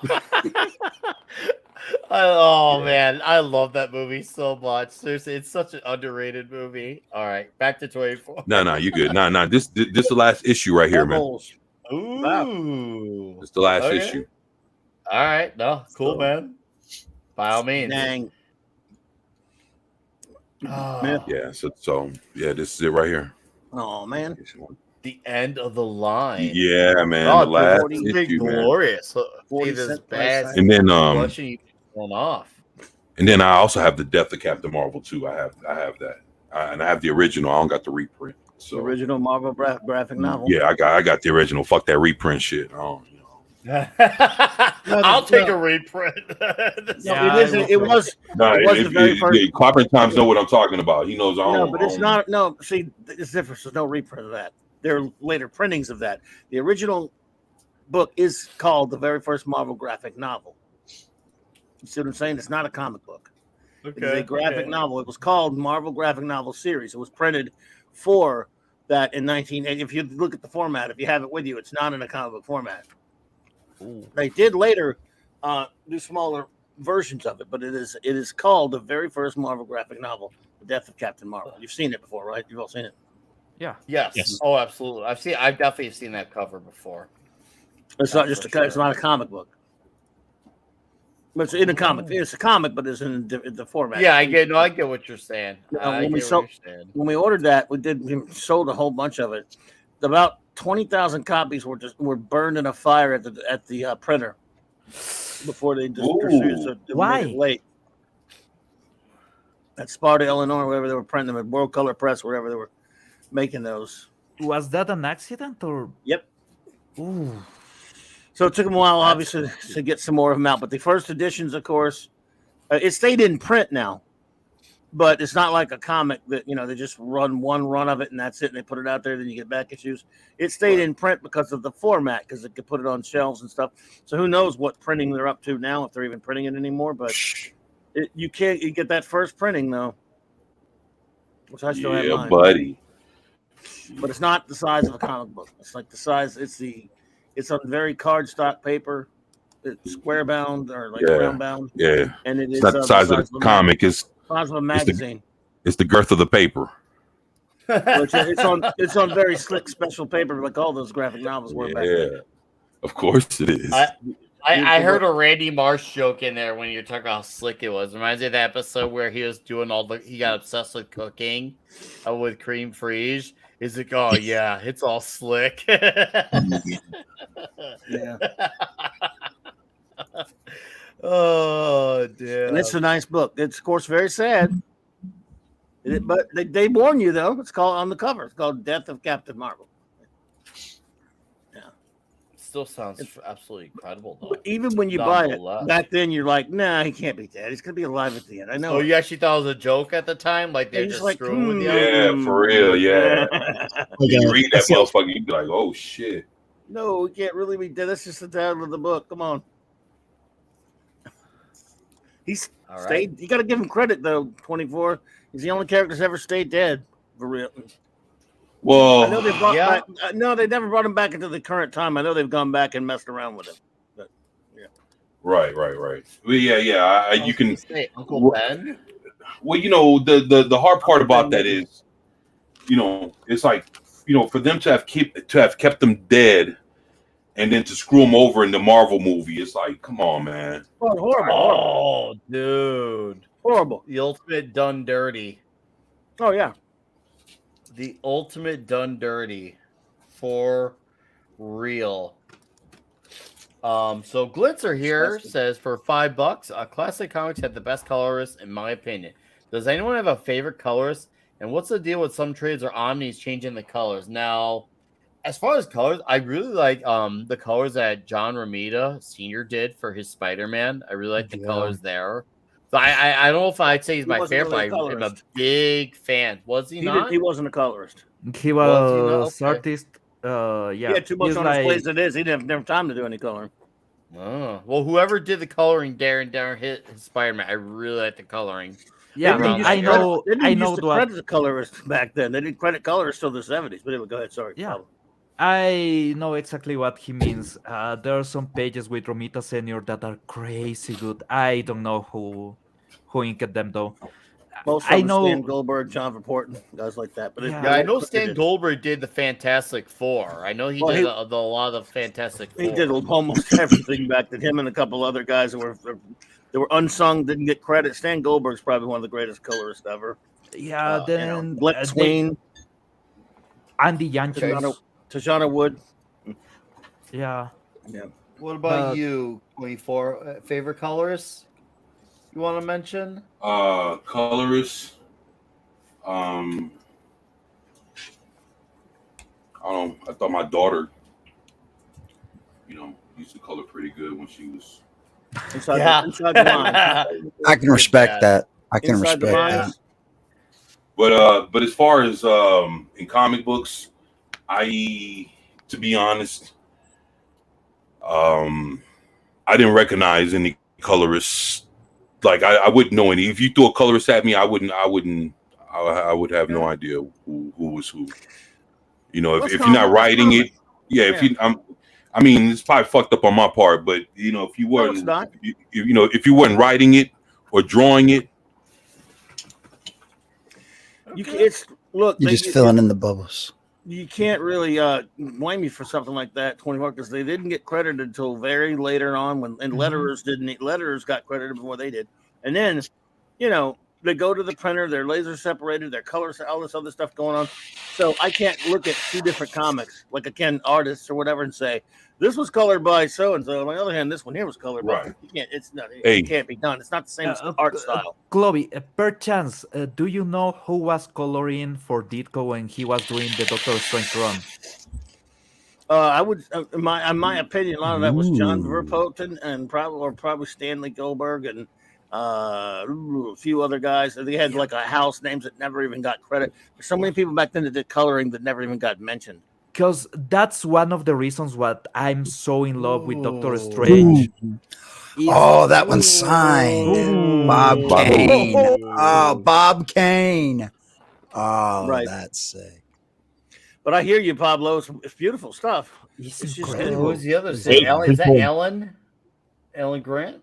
No. That's Jim Aparo. Jim Aparo. Oh, Jim Aparo. The guy who actually drew this comic. Nice. Oh man, this his Batman Brave and the Bold issues. Yeah, Oh, and man, I so love Jim it's Aparo Bob so much. Kane and Jim Aparo both. Now, Bob Kane had nothing to do with that freaking comic, but whatever. Other than the co-creation of Batman, but he didn't create that I'm comic. trying to see if I can show you that in a better Here, let me get rid of the super chat. better light. There you go. Someone said, "Hey, Mr. Kane, would you it's sign good, you?" dude. We see it good. We see Oh, yeah. Oh, you comic okay? good. All right. Yeah, we can Oh, That way you we can- see it good, my dude. That way you can see it. It ain't no tracing. I can't forge that shit. I wouldn't even fuck up my. No, I wouldn't even fuck up my Brave in the Bold comic to even try to duplicate some bullshit like this. Yeah, man, this is the real deal, man. That's awesome. And to answer your question, Glinter, on your the second portion on your $5 super chat, thank you, by the way. He said, and what's the deal with some trades or Omni changing the colors? My educated guess here is that sometimes, especially when they're getting prints of the old art from the interiors, probably a lot of it's faded that they're going through, so they're recoloring it. So when they publish it in a brand new packaging, they can, it could look as close to what it was when it came out. Because obviously, pages, sometimes colors tend to fade, especially on old paper like that. So that's my guess. Unless Klobby has a better answer, that's my guess. What do you got, Klobby? No, you're absolutely pretty much there. That's the way it is when they take these old comics. A lot of times they don't have all the old plates that they used to have when they go back to reprint a lot of these. What's the deal with some trades and it was changing, and they just want to. Back then in those old 4-color comics and those old newsprint comics, a lot of them, the colors just were not as vivid. It was a different technology. So they're trying to sell comics. They think people want to see the more brightly, sharply colored comics. So it's just a thing. It's sort of like taking the effects of an old. It's like what Lucas did to his special editions, or they did with the Star Trek episodes, trying to quote unquote remaster them to appeal to to clean the art up, to appeal to wider audiences. And to be fair, I have no problem with it. For example, because if that's where the level of technology was when that comic had come out, that's what it would have looked like. However, I don't like it when they recolor or overdo shit. I've got one of those Neil Adams big old hardcover slipcase Green Lantern, Green Arrow, and he screwed the color up and he over inked it. And he freaking over inked all the shite. So, sometimes they have ruined some. They've ruined some masterworks and omnibuses by changing the colors up and screwing around with stuff. I don't like that. When you just recolor it and make it look nice, that's fine. When you change the colors up and stuff and over ink it and crap is when I can't stand it.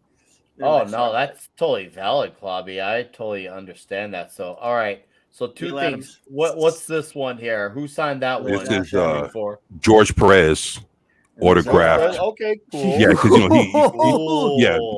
because he created Cyborg. So yes, this is Flashpoint issue #1 variant cover. And again, him he created Cyborg, even though he didn't even draw this comic right here, which is cool. I'm just saying. He did the cover. No, I know, but I mean, he didn't even draw the interior of the comic. No. He didn't do he just did the cover, but he autographed it and right. There's a lot of signatures that you get just because there's that chance and you don't have something by the person. And you have to do it. This is Dan. I recognize that signature. His huge him and his damn mullets. His stupid mullets. I kind of understand your point with the mullets. There's a legitimate argument. So well, 24's transitioning over comics. Our boy Pablo has to go.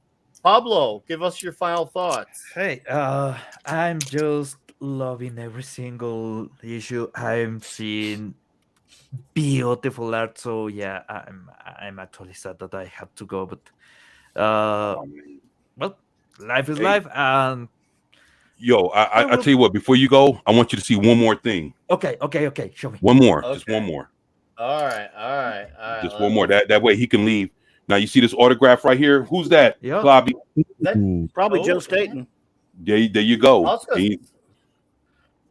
Justice Society. Yeah. And this is an All-Star Comics Justice Society autographed by Joe Stanton himself. Damn. Staten's still out there. Staten does Archie comics and stuff. And they still work. Wow. Yeah, so you know that way. That's bold. Yeah. Mhm. Yeah, I never was a big State guy, to be honest. I like this E-Man and stuff. I love the fate on the cover. Yeah, and actually, if you ever watch Stargirl, these are the characters from Stargirl. Yeah. Oh, okay, nice. Oh, I saw the first season. I thought the first season was all right of it, but I didn't watch it once it moved to CW. I definitely did not watch it. He's the like he was the guy that he was in the gym. Well, if you watch the show, but yeah, Sports Master, yeah. The Sports Master with a way different costume. Cool. And he also had a way different costume in what was the other one? Young Justice, was it season 2? Right. But I did like him in that show in season 2. Yeah. You know what? I think if it wasn't season 2 or season 3, I can't remember which one it was, but Sportsmaster was heavily involved in one of those seasons. And then I never got to the 4th season, but I did enjoy the 1 and 2 of Young Justice. How's this gonna look? That's what I thought. Oh yeah. Oh no. Oh, Caster's getting hungry. I could tell. That's good. So I like to see. Oh, I was taking advantage of the moment to like test to see if like it would play with my green screen, and of course. All right, Pablo. Gentlemen, yeah. Once again, man, Hi, thanks Pablo. for being here. Good luck with everything with your buddy. All right, seriously. Yeah, take it easy, brother. Yeah. Life is life. What can I say? Oh, ain't that the truth, my guy? Ain't that the truth? Well, hey, have a great night. Have a great weekend, You too, and we'll guys. see you next week. All right. Take care and All keep right. enjoying art. Oh, absolutely, absolutely. All right, 24. What else do you got? Clobbering, who's this autograph? Bernie Wrightson, I hope. Yep. Even though that's a reprint of his stuff, it's great stuff. Hot damn. Nice. I like it. Love it. Win-win Bernie Wrightson masterpiece indeed. It's beautiful stuff. I think that's a wraparound cover, if I'm not mistaken. It might not be, but I think it is. Yeah, it is. It is a wraparound cover. Beautiful. Man, autographed, man. That's nice. Yeah. That's really nice. Late 80s, they because that was a classic run from the early 70s, late 70s. They did that that Swamp Thing saga, which reprinted some of the best issues of those by Bernie Wrightson. I love it. He was a genius. Bernie, nice fellow, Wrightson. Nice fellow too, by the way. Very nice man. Oh, really? Yeah. Nice. Nice man. Got lucky enough. I got an album that I need him to sign one day. There's a Starlin cover. Oh yeah, that's autographed. Yeah. There's some of his rare DC work. Yeah, this is his autograph here. Oh, He did a couple Justice League covers. He did some Legion of Superheroes interiors. Didn't do a lot of DC back then, but he did some. By the way, he got in trouble for doing some of this. Moonlight. Oh, did he really? He did. Well, this comic book is important because this is the first time that the Justice League ever fought Darkseid. That's a good point. Look at Fanty. And it took for the Justice League, the New Gods, and the Justice Society of America to fight Darkseid the first time they ever confronted him. So that's the first time the JSA ever fought him too. That's right. This is they had back then, for those who don't know, there was the annual JLA JSA crossover, which I used to love. 24. Oh man, I love those. I own those. Yeah. Those are every year there was an annual thing, and I loved it. That's nice. Yeah. So this is actually a 3-part story, and this is when the New Gods first meet the Justice League, and this is this is how it all goes down, and then the Justice Society of America gets involved, and by the 3rd issue, all 3 teams are trying to fight Darkseid and all his people, and that's the first time Darkseid has fought the Justice League. This is where it all starts. This is because this is issue 183, it goes 184, and then 185 is where it's the third part where it all ends, where they defeat him. Some early Perez Justice League art on some of those. Right. It was his first time crack at the Justice League. I think the classic artist Dick Dillon passed. He like started that story, and then Perez finished it. You know, and the thing, it's awesome because you can see like Dr. Fate and Power Girl in the background. This is the Huntress right here. And, you know, and then you can see like he's fucking uppercutting Firestorm. And then Batman's trying to tackle him. And then Wonder Woman's going to get him from the top. Like, oh, holy shit. Like it's a... Yeah, he's getting jumped. I never liked that Orion costume, though.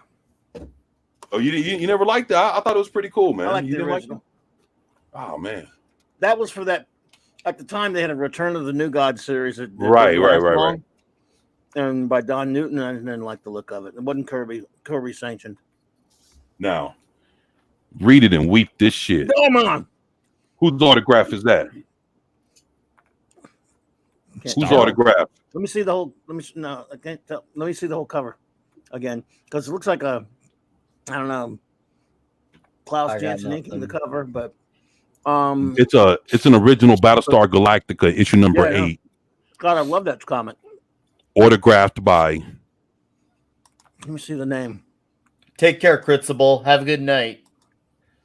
I don't know. I obviously I don't know. I got nothing. Not all right, I'll tell you what. Look at this. Look at this and look up Stan Lee's autograph. Why Stan Lee autographed that? Why is that Stan Lee's autograph? Comic. He did nothing to damn do with it. Except it says Stan Lee presents on the inside because he made a deal, but he wasn't even. Oh my god, he didn't draw it. He didn't anything. Good lord. Yeah, but you know, I but remember the fact when that I didn't even do Battlestar Galactica, but I signed a comic because the guy asked me to. Tell us how you really feel, Clobby. Don't hold anything back, please. Well, you know, the whole thing that's cool about this is the fact that it's a Battlestar Galactica Marvel comic in mint condition, autographed by Stan Lee. You know, I mean, of course, I'd rather have, you know. I love the comic. Don't get me wrong, dude. That's fantastic. Sorry, I didn't mean to be the. Nah, you good. No, you good. You know how I feel about Stan, but yeah. He didn't. I already know. No, it was just the fact that it was a Marvel comic that was different than you would see. Like, you know, of course, you would imagine him doing Spider-Man or Fantastic Four or some shit, but to see him do a Battlestar Galactica, I can see like when the guy brings up to sign him. I really loved when you did Battlestar Galactica, Stan. Oh yeah. I said, you know, it's such a great TV show that I created. Let me do a comic book based on it. And I told him, I said, hey, yeah, it's one of my favorites. You know, I can see him saying, well, you know, at least I did hook up the deal to get the book on Marvel. So, you know, I wish my show had not got canceled like so quickly. I was really enjoying writing Battlestar Galactica, which I didn't have anything to do with. All right, y'all. Yeah. This is a Stan Lee autographed. I'm sorry, 24. I'm just nah, man. You're good. Stan screwed a lot of people. Now, this I don't know if you guys can see this, but Crisis on Infinite Earths. Does Stan sign that one too? No. I'm sorry. You hurt his feelings now. No, he ain't hurt my feelings. Nah, it's Clobby, man. That's my brother. He knows. Yeah. Nah, this one is autographed by Marv Wolfman. Oh. You can see his autograph right in the middle. Mm-hmm. So if you look up Marv Wolfman's autograph, I'll hold it here for a minute. You can see that his autograph that's how he. Oh, I believe. I looked at it. Yeah, I can tell. I can see his name in there. Yeah, but this is looking signature he's got there. Yeah, his shit is very different, man. So if you guys, I'll hold it up here if you want to, take a minute, look it up, and his autograph is real weird, man. Chase. Jennifer Lawrence created Stan Lee and Glenn A. Larson. Sci-fi for me TV. That's my man right there. Sci-fi for me TV. Yeah. There you go. He's a good dude. Yeah. Marv signed it. Bill Marv. Yeah, this is Marv.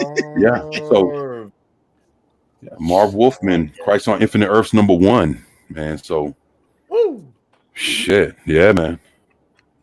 Now, if I'd got George to sign it, Oh yeah, it'd be rocking and rolling right there, dude. I know, right? Dude.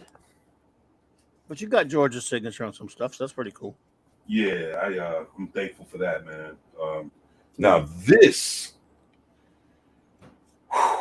boy, he had to pause for that one. Oh yeah. Chuck Dixon, Graham Nolan, but look, Oh, So Kelly Chuck Jones Dixon cover, and though, Graham Nolan.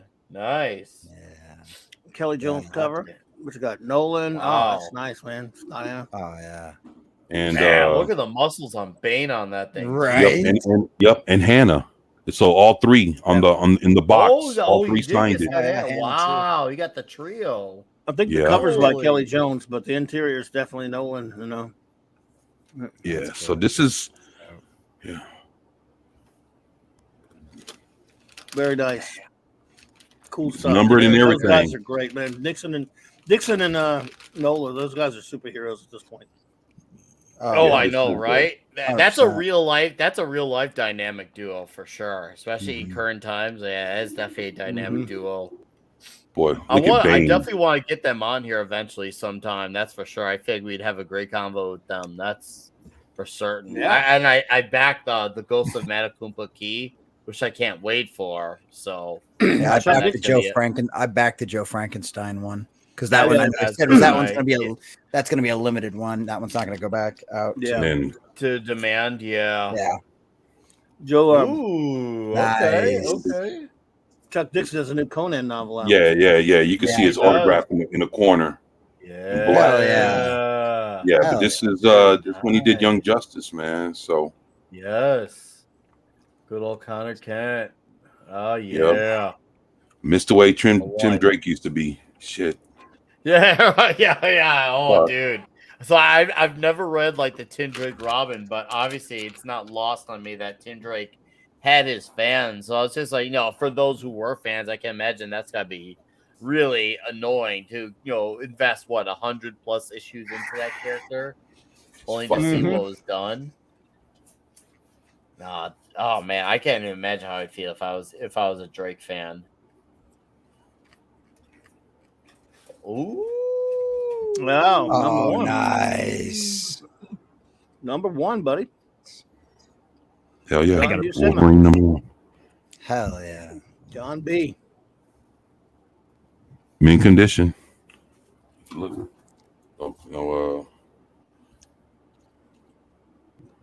You can see that shit just glistening off. No dents, Nice. no cracks. Fucking minty as shit. Nice. You know it.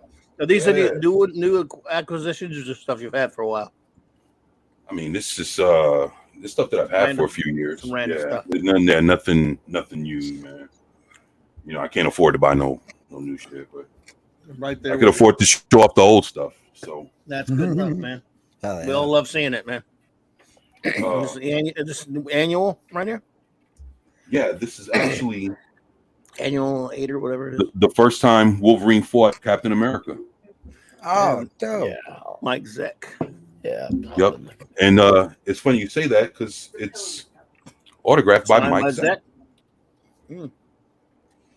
Nice. Hell yeah. Yeah, so he Class is a very well-known cover, very, very popular cover. yeah, actually at one point this comic book was worth a lot of money. All right, I missed it. I was getting a beer. So what's called this cover? No, this is Signed. this is autograph. The first time Captain America fought Wolverine, so it's adamantium against adamantium. So, and it's autographed by Mike Zeck, which is You still Yeah, do a and lot then of cons. right, and then it also has the certificate of authenticity for it. Phantom outside. You guys. Oh man. You know what? I wonder I wonder if they do have something signed together. I bet you somebody did Who, at one Bob point and because Stan? they're. Yeah, I bet you somebody I does wouldn't have be something surprised. signed. Yeah, with both of them on, man. Wouldn't that be some shit? I remember when I created Bob and Bob created me. We like to go around creating each other, if you know what I mean. Whoa! Oh, Clubby. Oh, that's so Hey. damn funny. Y'all ever seen this? Oh, I have. Oh, that. yeah. Oh yeah. Nice Charles vest cover. I got that. I hate the costume, but it's a great cover. I hate that Oh, really? costume. Really? Love that costume. He You really know, does. there's always one thing you'll learn. All right, There's so- always one all right, nut, so- nut who hates everything with that hates that one thing that everyone loves. That's okay. That's why we love you. We all That's have that life, thing. buddy. We all have that thing. That's life. Oh Yeah. yeah. I Oh, recognize that everyone loves it. Actually, that's a brilliant art. I'm fine. The costume doesn't bug me anymore. That's me speaking from my '80s self. Like when I saw that 252 Amazing Spider-Man for the first time, I was like, "What is this?" It's autographed by Stan Lee. Even though it was in Secret Wars before that. See, now there you go. Stanley autographed that. Yeah, you don't see it? I'm happy Okay. to Oh, say okay, that yeah. I'm a proud owner. I actually have my original copy. This is one of the copies that stuck with me through the years. I remember this because I think this is the first thing I read from Louis Simonson. I think to my memory or lack thereof. I think this is my gateway to Simonson. Louis, of course, not Walt, because he did not do. He obviously did not touch this, but then I was like, "Ooh, Web of Spider-Man." That's cool. It's Stan Lee autographed right here. It's a beautiful cover. Yeah, Agreed. and Stan Lee autographed it in gold, so it's a gold autograph. Ooh, That was very nice. golden I remember when I Stan created gold. but who created who between And Stan Lee and this is Jennifer Jennifer Lawrence? Obviously you don't realize that I made you first. Yeah, I think Stan created Jennifer first so that she could create him. Oh wow!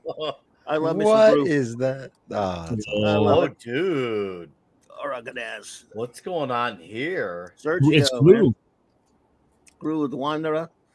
Fun stuff. Stan created everything according to Stan, including lying, and Bob Kane was the best at lying about creating stuff, and he almost got away with it too, if not for those darn kids. Oh, Like a Scooby-Doo adventure. Yeah. Oh, Hey, too now good. this one, Those meddling kids. yeah, those meddling kids, huh? Oh, he's taking Now- it out. Oh, Yeah, it is. Whip it out. Whip it out. How dare you Cloud, come on back? Now, Yeah, tell me buddy. what you see here. Oh, nice. Now look at the Ooh, character. doodle. He drew. Wow. He drew it too. Sergio. Looks Oh, healthy nice. like. Mexican Iron Man be happy with that. Let me see the front cover again. Wow. Okay. I don't know. I don't think I have it, but I remember it was Epic Comics line. That's very Yeah. cool that he did that. Oh my god. And man. yeah, and so it's autographed, and he drew Gru in there. Wow. That is so cool. 'Cause he was a That's nice guy. dope.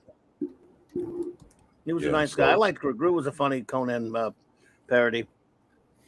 This was when Epic was like a little side deal from Marvel.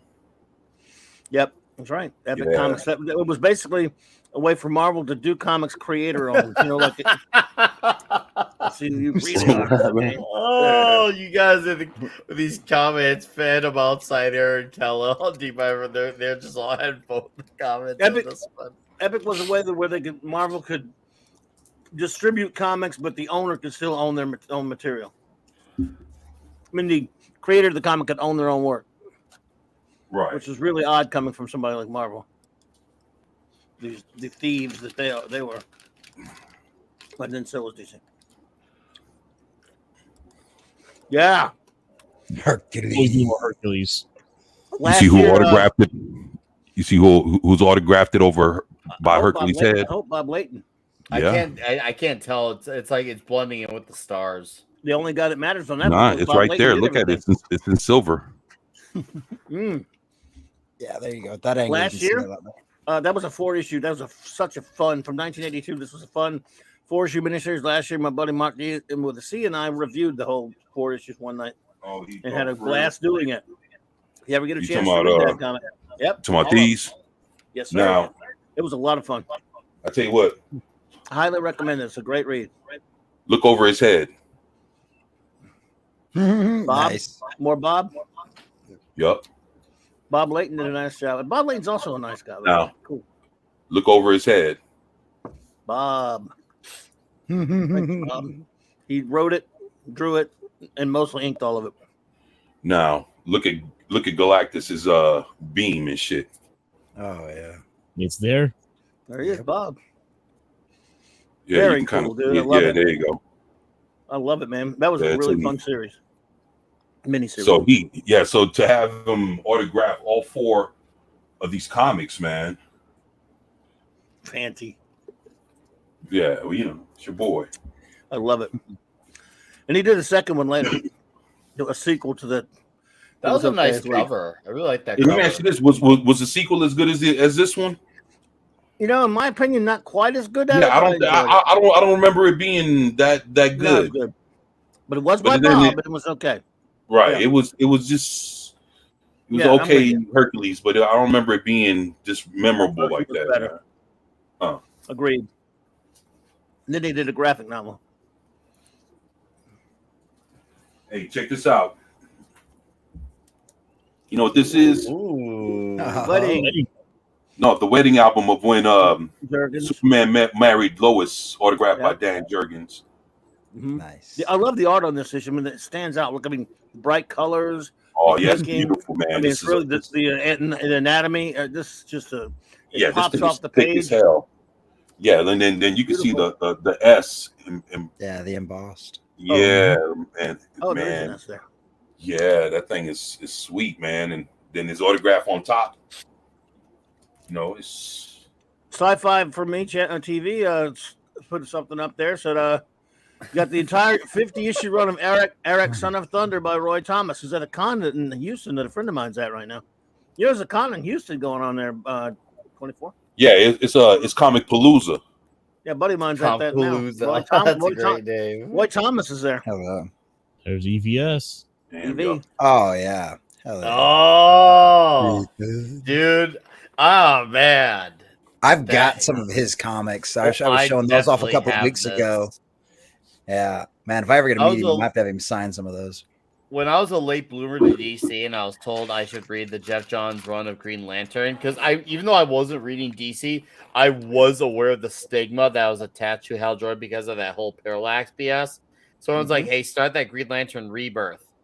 And I remember I was so like, okay, this seems like something good. I remember being blown away by the art, by how like moving the story was. And then seeing Hal Jordan deck Batman in the face, I was like, oh, damn. Hal stuck it to bats. That brought me back to That's why I knew DC. they were ready to make him a star again. And I was like, okay, they're really going all the way with this. Okay, killer. And yeah, dude, that brought me back to DC. It repaired damage that should never have been done to the character of Hal Jordan. You see this? Perez cover. Ooh, Now, yeah, you see the autograph next to Earth 2 Robin? George. Who's that? It's George Perez's autograph. Oh, I love on Earth 2 top Robin. of Earth 2 Robin by the price of the comic book. Always loved the Earth 2 Robin costume. I like the sleeves on the Earth 2 Robin, actually. That's I the do like that's sleeves. that's his second. That's the second costume for the grown up Dick Yeah. Grayson, the Earth 2 Robin. That's my favorite. That's why I hate him when they made him Nightwing. I wanted him to be on Earth 1. I wanted him to be like Robin. Earth 2, where he would grow up and be an adult Yeah. Robin. That's fair. Fair argument. Huntress. Yeah, this And is I always love this cover, man. It's a great cover. you know, and you know the reason why to me this thing is special is because this is a George Perez drawn Earth 2 Robin with him autographed, you know, with his autograph right next to it. Mm-hmm. Nice. And yeah, Oh, it's, George. and it's cool because a lot of people, if you don't really collect Wonder Woman from her first original series, they had a backup storyline, which was the Huntress and Robin, Earth 2 Robin. So you got to see a whole different, it's like you're sitting there and you watch, you're reading Wonder Woman, but you're seeing stories of the Huntress still being the daughter of Batman and Catwoman from Earth 2, still running around with the original Robin, Dick Grayson, as an older man. I mean, it's cool, man. Dude, they won't make comics like this anymore, man. No, that phrase, as cliche as it is, it's also true, literally and figuratively. It's 100%. It was an art form. It was a practice. It was a discipline, but oh man, it's just so cool to see where it started, because it's something that reminded me, because I was watching Ripa's conversation with EVS, and we were talking about a lot of great cultural things. Things. Oh, where's my boy Diesel at? Where's my boy Diesel at? Yeah, he's missing it. He's missing it. Is it sound like Bill Sienkiewicz? Yeah, what's funny is a few minutes before Ethan Van Sciver got on, that was Wednesday night, before he jumped on with Young Ripper. I was doing a live stream. He jumps in my live stream, EVS, and he jumped in my live stream. You can look back on it. It was just this Wednesday. And he jumped in, and it was the second time this week that he did that. Nice, dude. Yeah, he the first time I was doing a Cyberfrog unboxing, and the comic books came in damaged. So right in the middle of my live stream, he jumped in like, "Hey, what's going on?" I was like, "Oh shit, EVS, what's up, man?" He was like, "Yeah, I see you're doing an unboxing. How did it go?" I told him, "Hey, came with some cards. They came in well.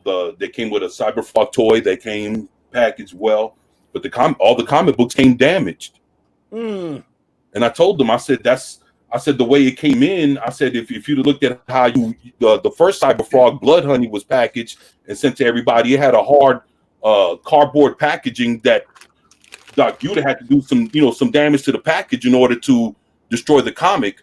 And the way it was packaged, the comic book was in the box with the toy sitting on top of it, but the comics were loose, just rolling around in a big ass box. There was nothing to protect it, and they got damaged. So I still have it sitting right here next to me, sitting in the box. But like I said earlier, his wife contacted me this morning, Andrea, and she said, "Hey, I'm sending you another copy of all the comics." So I told her thank you. Nice. She was very nice. That's good customer service right there. And but then EVS came by on Wednesday to make sure that that I went ahead and filed for my replacement copies. So not only did he check in on me on the initial unboxing, he came back on Wednesday again to make sure that I followed through to make sure everything was cool. And I told him, "Yeah, man, everything's fine." I went ahead and did it. So that was cool. fucking $1 million man, fucking godfather of the fandom, and if y'all don't know, he's the guy that created the fandom menace, that the thing that brought us all together. Ethan Van Sciver was the guy that coined the phrase. I was there in the live stream when he did it. Did he really? He coined he did, and he actually and he was the first one to put out the Fandom Menace t-shirts. This was like 6 years ago, man. I've been around from the beginning, dude. I've been around from the very beginning, man. Right here.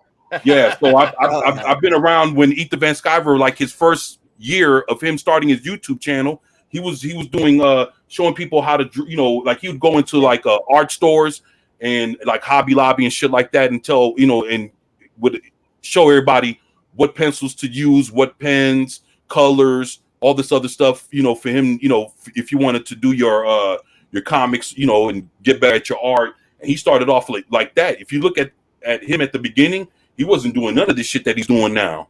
So this was before Comicsgate. It's before all of this, and I've been rocking with him since a little bit after he first started his channel. So I've been watching him ever since. And when shit started going down with Ghostbusters 2016, Like that's when he started coming around like, hey, you know, we need to be called something, and he came with the fandom menace. And if you look all the way back, he was the one that coined the phrase, and he was the first one to put out the t-shirts. So it was all him.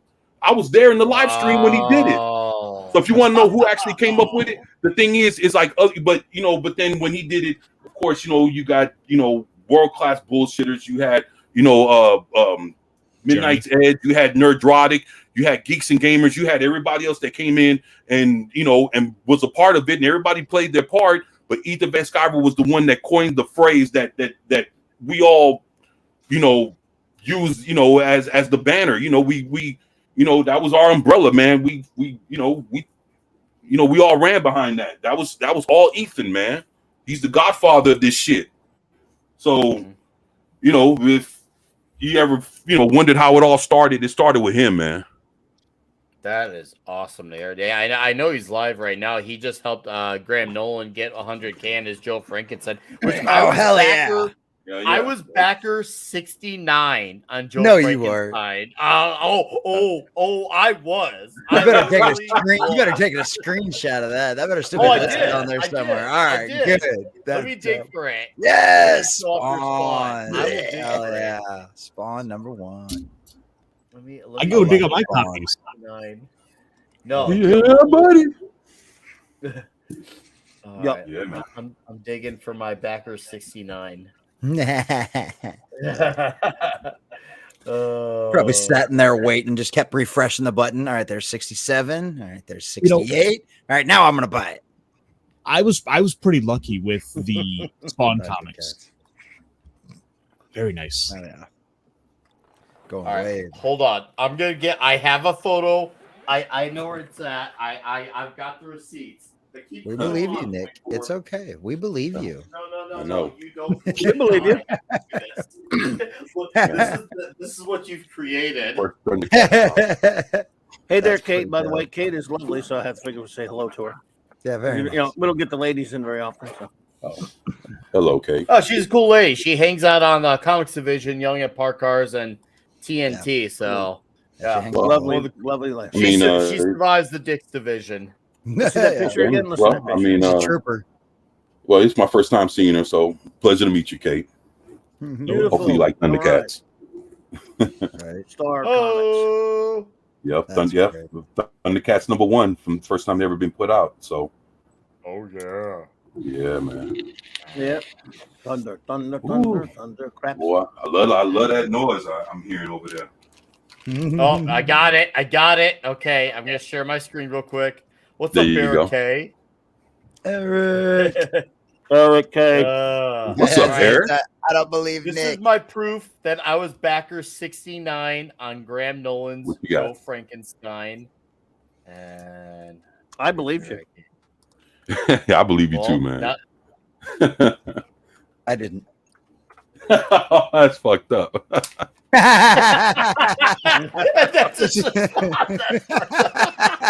Dude, I did not expect when I backed it. I'm like, awesome. I backer 69 because of course I am. Of course I was. Very telling of you, man. Very telling.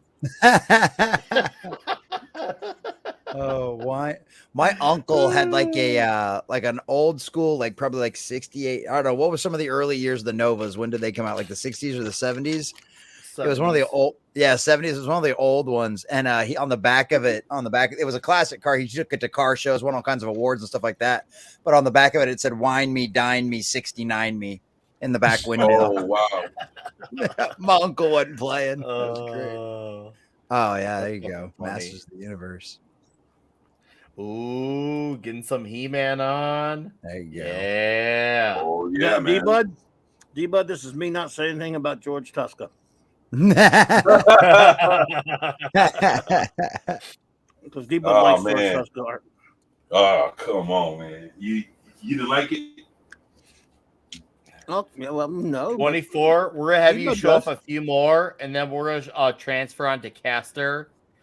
And if you want to come back on, you are absolutely welcome back on, because I could tell, like Luke Captain America says, you can do this all day, and we're all about this. I love it. I tell you what, man. I'll show you this one. This is autographed by the whole cast that did this. No, this I love this that cover, whole but Earl Norham cover. That's yeah, a this is beautiful cover. like you can see all the autographs all through this thing. This is everybody that was involved in putting this whole comic book together. How you So doing, Digital Remnant? Nice to see you here. yeah. And actually, to be honest, this has to be one of the best covers I've ever seen in a He-Man comic. That's gorgeous. The only one I've ever seen that's probably as good as this. They have one with She-Ra on the cover, and that thing is beautiful, man. Well, Norm did a lot of He-Man covers like that, though, for different stuff. Not just for a lot of the smaller books that came with the toys and stuff. Oh man, I love those. Yeah, but man, look at that. Oh yeah. All right. All right. Man, you know, I tell you what, man, I got long boxes. I can do this shit forever, man. So, oh, dude, I seriously like. If you ever want, I would love to have you back on again because I could. I'm just having blessed like watching. You just did it for like an hour and like a half, and that was like amazing. It's like going to an art gallery. Yeah, right. I mean, that was an art gallery. Well, I tell you what, man. You know when Raiders of the Lost Ark with the big archive with all the artifacts in it. That's where that's 24's comic storage right there. Right. Yeah, comics are pretty cool indeed. Oh, I know, right? Ooh, okay. Oh, he's got a bonus. Let's see it. Oh yeah. Oh, that looks like it's from the movie. Yeah, that's Dolph Lundgren. That's his. I remember that movie. That movie was speaking horrible, of Dolph but great. Lundgren. Speaking of Dolph Lundgren, you just set this up for disaster. Now I have to play it again. Go for it, biggest dick I've ever seen on a man. Brandon Lee set to Dolph Lundgren in Showdown in Little Tokyo. Oh my! By the way, yes, Kal-El, 24 does have that comic. I'm sure. What's that? The DC Comics presents that. DC Comics presents issue that He-Man and Superman. Well, they also did a crossover about 4 or 5 years ago. I'm talking about the first time they met. No, I mean, you know, they have it where it was like the Injustice. They have He-Man. It's not cheap though. I don't know if you guys seen the Injustice. I think it's like year I think it's like year 4 or 5 or something like that, where they Superman comes out of being imprisoned and they have to turn to He-Man to go fight him. He's talking about the old one from the early 80s and that DC Comics presents. Oh, okay, yeah. That's expensive. I wish That's I had a valuable that book there. Yeah, that one's hard, man. That one's very hard to get your hands on. Oh God, yeah. I mean, it's big bucks. I've tried. I know, many man. times. I have faith in you. You'll get it one day. And I failed every fucking time, man. I've tried to get that book, dude. People, the thing is, man. I mean, people would spend so much money just to bid on it, dude. And it's like, ain't no winning those, man. Ain't no winning that shit. I knew a guy that paid like $500 or $600 for it not too long ago. It's nuts. All right, must be nice to have money like that. All right. I wouldn't know. Right, me neither. So there was one particular book this week I was able to get to. Something I was reminded that existed back from the 80s. I make it no secret that I'm a fan of the X-Men and some of the aligned books. And I was kind of reminded of one of the side series, one of the popular ones. And I have a book here that I think is a good book for anyone who's unfamiliar with this because it's just a fun book. The New Mutants. Nice. Annual. The New Mutants Annual number 3. Wow. Anything you can do, I can do better. In which it is simply Impossible Man fighting Warlock. That's cool. Get the appreciation for the art and just all the little characters are kind of working into it. That's cool. But I like it. This is this is an Alan Davis cover. Wow. Nice. I love Impossible Man. I never bought New Mutants that much, but I love Impossible Man. It works because they're both these really impossible characters like that. They're both shapeshifter aliens who just don't understand human culture. But I actually have. I'm going to pull up onto my. If you allow me here. Did you say annual number 3 or something? Yes. Gotcha. I will look it up and read it. Yep. It just as a one-off, it's a lot of fun. Oh, makes a move on She-Hulk. Yeah. So actually, the issue starts in the Danger Room with them all being pitted against the Teen Avengers. But Caster, which one's in danger? I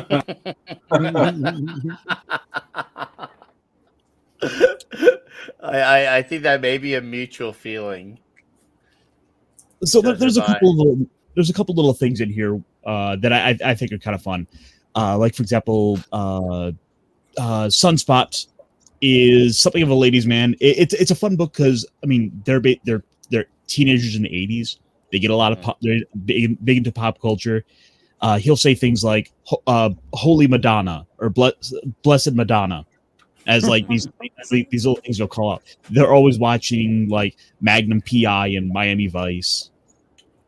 Nice. And the idea was that they're supposed to be heroes who are, or they're supposed to not be heroes. They're supposed to be teenagers, but they get into their adventures. And then out of nowhere, the Impossible Man shows up. I love Impossible Man. That's so cool. Oh man, there you go. And Alan Davis did the interior art. Wow, I'm in. Even with Paul Neary inking him. And so these two characters wind up. Good point, How Kate. many the current, especially in the current day? Oh yeah, or even just every the show. single one of them. Everyone on the show. Oh, they would have lost their mind with this. Oh my god! I'm glad our TV show isn't toxic like this. I don't need a rock to flatten you, Buster. Anyone ever tell you you're beautiful when you're angry? Smart remarks won't sneak you, Sunspot. Oh no? How about a kiss then? Oh Sweet man, dreams, Menina. Always expect the unexpected, my darling. I learned that sadly the hard way. It's a pity. Boy. The real you is so old, She-Hulk. You're my kind of girl. Like he legit calls her old. Like that's fun. Like you're old. Interesting book. Man. So Back when you could write good stuff in comics. I don't know. I mean, did he get to squeeze a tit or something? I don't know what happened. Come on, you know off panel. Come on, you know off panel. Okay. Well, like, then, you know then I'm good with it. I'm good with it. Yeah, they just couldn't put that in the comic. It's totally okay. She was a hologram. It's not sexual. Well, she probably busted his nuts though. In more ways than one. I'm just saying, like that with the She-Hulk, that's got to be very dangerous. We'll just say dangerous. We'll just say dangerous. But carry on, Caster, before we delve deep down the well on that. So the rest of the book winds up turning into a competition between Warlock, who is just this impossible, like angry sentient scribble of an alien who I've shown before, and the Impossible Man, as they go back and forth, like anything you can do, I can do better. Oh, really? I could do anything better than you. And I like Impossible Man's costume here because it looks a little bit like Drax and the original Captain Marvel. Yeah. And and Warlock also has this sort of weird self-referential speech to him when he talks. Mm-hmm. Empire entity cannot speak, so about self-friend New Mutants. Want to make something of it? Empire entity is not so tough. You're nothing but a bag of wind. Anything you can do, Self can do better. And then it turns into them just zapping off on a like world-spanning adventure of them just having these little contests all around the world. Self can do better. Let that one sink in, guys. Self can do better. I've never heard of that term, but yet here we are. Yeah. So in one such example, they wind up in Wimbledon, like in the middle of like one of the big tournaments, as they wind up starting to play tennis. Isn't it nice and considerate of them to leave center court to us? Again, they're aliens who kind of understand human culture and how things work. So center court in a tennis. Amazing. That's funny. Query: Does the self rival imp entity know how to play sports? Nomenclature: tennis. Of course, I've watched it lots of times on television. Good. So it has self. Self will serve, and it's just them just. I like the dialogue of referring to self. That's so. I got nothing. I lost my words. Like I said, when I say he's like a sentient English scribble, like look at the way the eyes here are offset. The way he's like if someone scribbled circuit boards is the way I would describe it. So the two of them are going back and forth. Some match, some players. Who's winning? The funny looking one. Oh.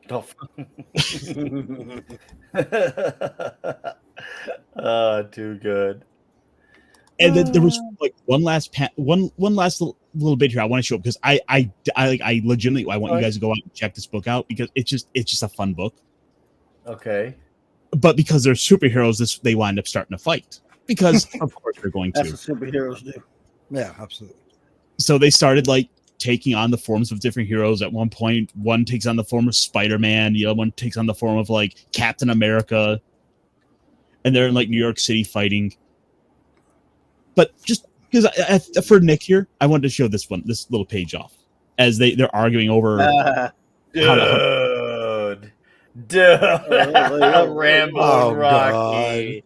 Nice. Oh, you don't say. Oh man, That's hilarious. Oh, funeral that's sucker. amazing. I like it. I love it.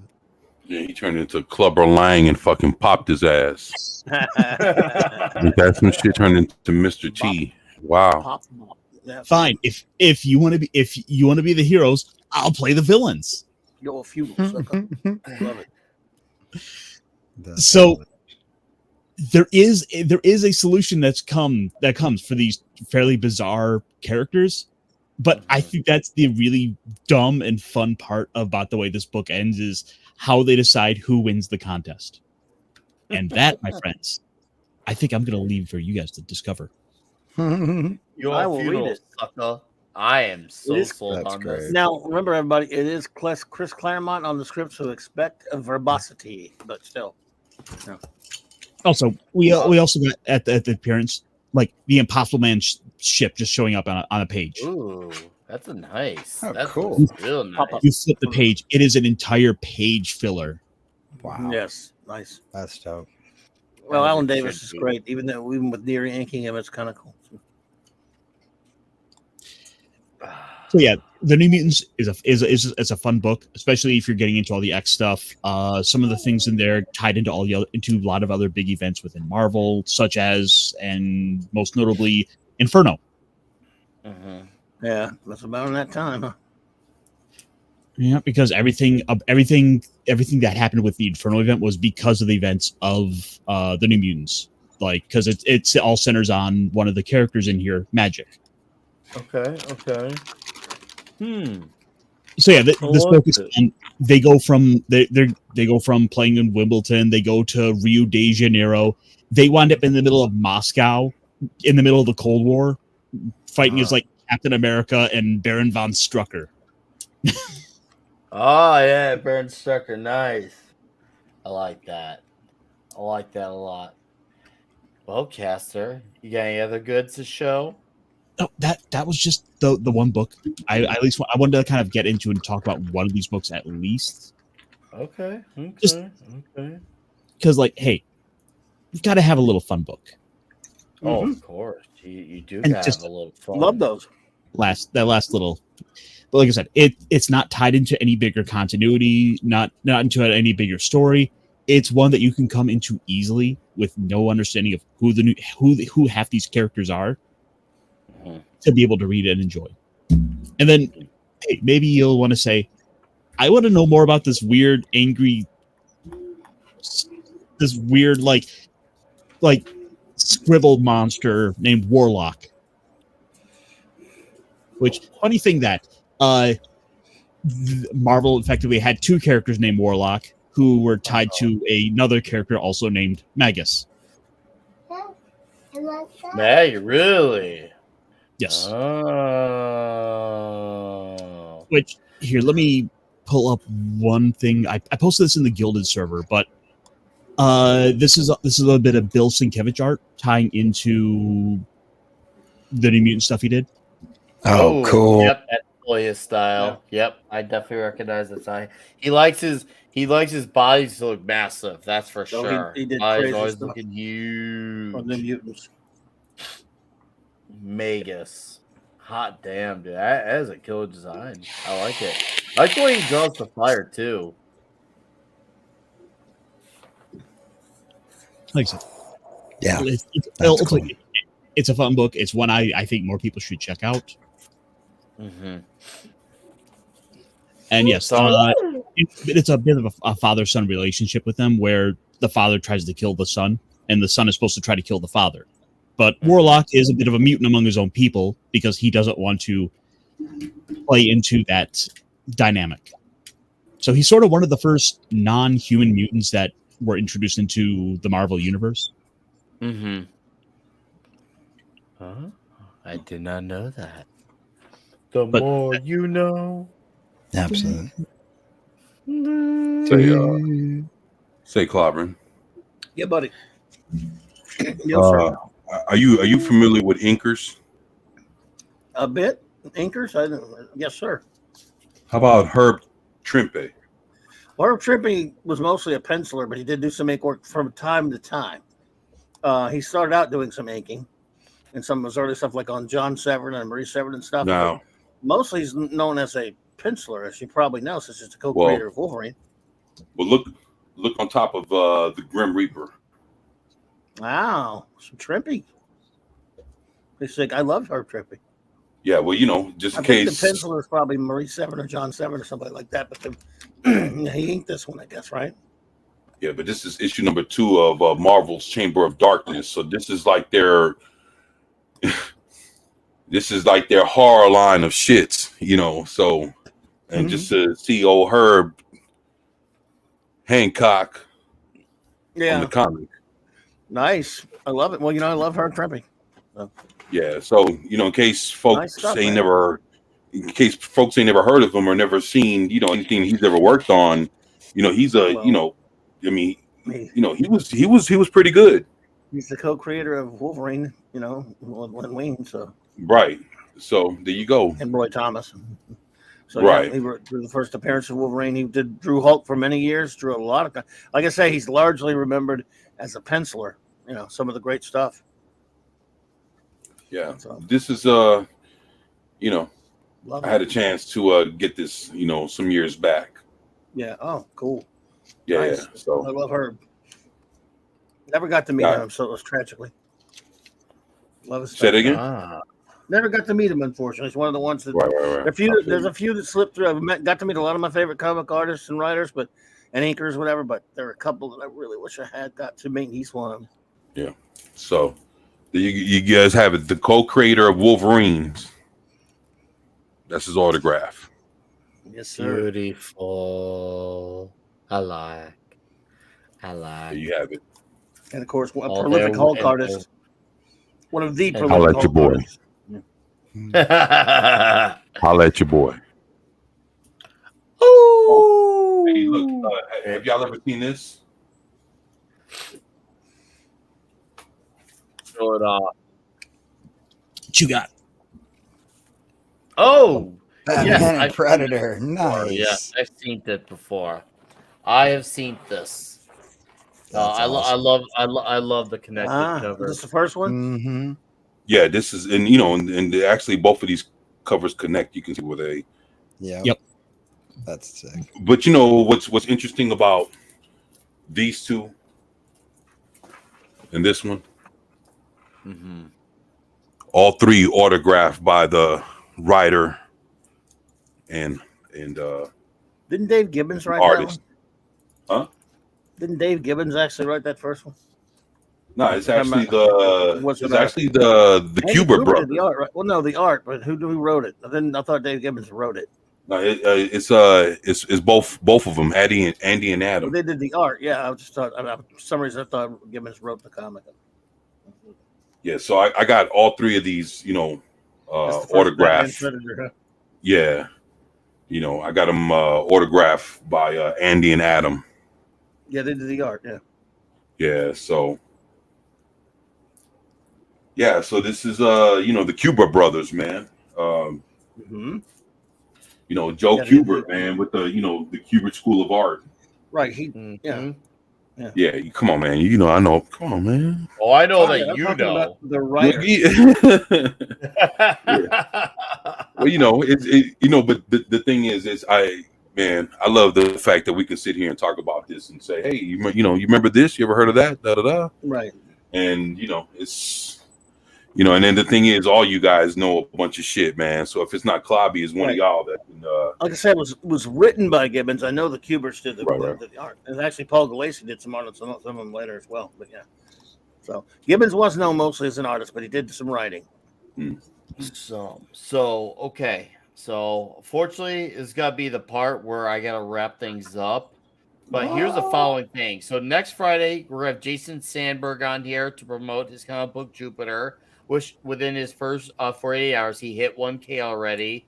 So, and he was hoping, to do a realistical 500. So he already exceeded that. So we're trying to help him cross a little more because he wants it. His goal is to hit 5K. So we'll have him on next Friday to promote his comic book. I'm really excited about it. And that after that, we'll be doing the Adam Warlock, Jim Starlin run for 3 straight episodes. That's gonna be fun, and I can't wait to talk about that legendary run because I know 24 doesn't do the books, but as someone who can't have access to the singles, I do like me this big fancy hardcover. Oh, it's beautiful. That is gorgeous. Man, what you got in your hands, boy? What you got? I got the hardcover. Omnibus. Greatness. I just want to say, 24, thank you for joining us, man. I could seriously watch you show off comics for hours, and which we literally did. I could do it for more hours, and if I didn't have to be at work at 7 a.m., I'd say I want to look at more. But I want to definitely get you back on, whether it's to talk about like reviewing comics or even just to show off more. Yeah, seriously, man. I love what you're doing. I love it. Well, thank you. Well, I tell you what, man. I know you guys do comics, and if you guys got room, holla at your boy, man. I'd like to, it ain't. I got a lot more of comics and other things and stuff to talk about and show, and so if you got room. Okay, we'll be in touch. You and I will talk. Okay, it'll be great, and we'll figure out where we want you next. And yeah, I would love to have you back on ASAP. Straight up, man. All right. Thank you, man. All Thanks right. for having me. Well, my pleasure. And to the chat, thank you for being here, hanging out with us tonight. And hopefully, if you're from one of the areas experiencing crazy weather, seriously, Godspeed. Shit's nuts out there, and. Seriously, everyone, thank you for hanging out with us on our 92nd episode of this show. And to the ones who super chatted, thank you as well. Appreciate that. We're going to let these gentlemen plug their channels on the way out. And we'll start off with The Common Nerd. Oh, hi. Oh, yeah. I'm Jesse from The Common Nerd. I do pop culture and nerd news videos. I actually just dropped a comic book related video this evening at 8 o'clock about Scott Pilgrim. They're doing an anime version of that, like a 12 episode run on Netflix, and all the original voice actors or all the original actors from the movie are coming back to voice all of the characters in the Netflix series. So go check that out if you're a Scott Pilgrim fan or you're into that kind of stuff. That'll be really cool. And I'll have a bunch of stuff come out tomorrow. I'll probably stream Hogwarts Legacy tomorrow afternoon around 1:00 Central Time. And then next Wednesday, we've got the Winding Down Wednesday show, and we're going to have Noob Reviews back on. She was supposed to be on last week, but unfortunately, when she got home, like her internet and her power and the whole neighborhood was out. So she's going to come back and be on there this week. And so, yeah, that'll be a good time. And then Jason will probably be showing up on there too. He's kind of become a little bit of a regular over on the Wednesday show. Nice. So he'll probably be over there giving us updates on his comic and how all that stuff's going too. Cause I think Culture Casino is going to have him on the late night show on Sunday too. So trying to get him over 5K so we can get the cool little, everybody that backs the comic. If we get him over 5K, we all get these cool little membership cards. For one of his superheroes in the book. So yeah, that'll be really cool. But yeah, that's me. So come check it out. That's what I got. Thanks and thanks for having me. And obviously, thank you for our guest tonight too. That was absolutely great to have you. Showing off all those comics was gorgeous. It's like literally going to an art gallery for nerds, and that is one of my favorite parts about this show is looking at that. So thank you so much for showing all that off. You're welcome. So, yeah, that's all. Yeah, thank you. All good, man. Thanks for being here, Common. Thank you. Cheers, guys. And of course, the clobberer himself. Well, buddy, thanks for having me. As always, great hanging out with you, great friend. I want to thank my buddies on the panel for hanging out with me and having me here. Appreciate it, especially you, Nicholas, for the invite. Good hanging with you, Common Nerd, my buddy, and Pablo, and Caster, and 24. So you guys are fantastic and wonderful people in the chat. Thank you so much.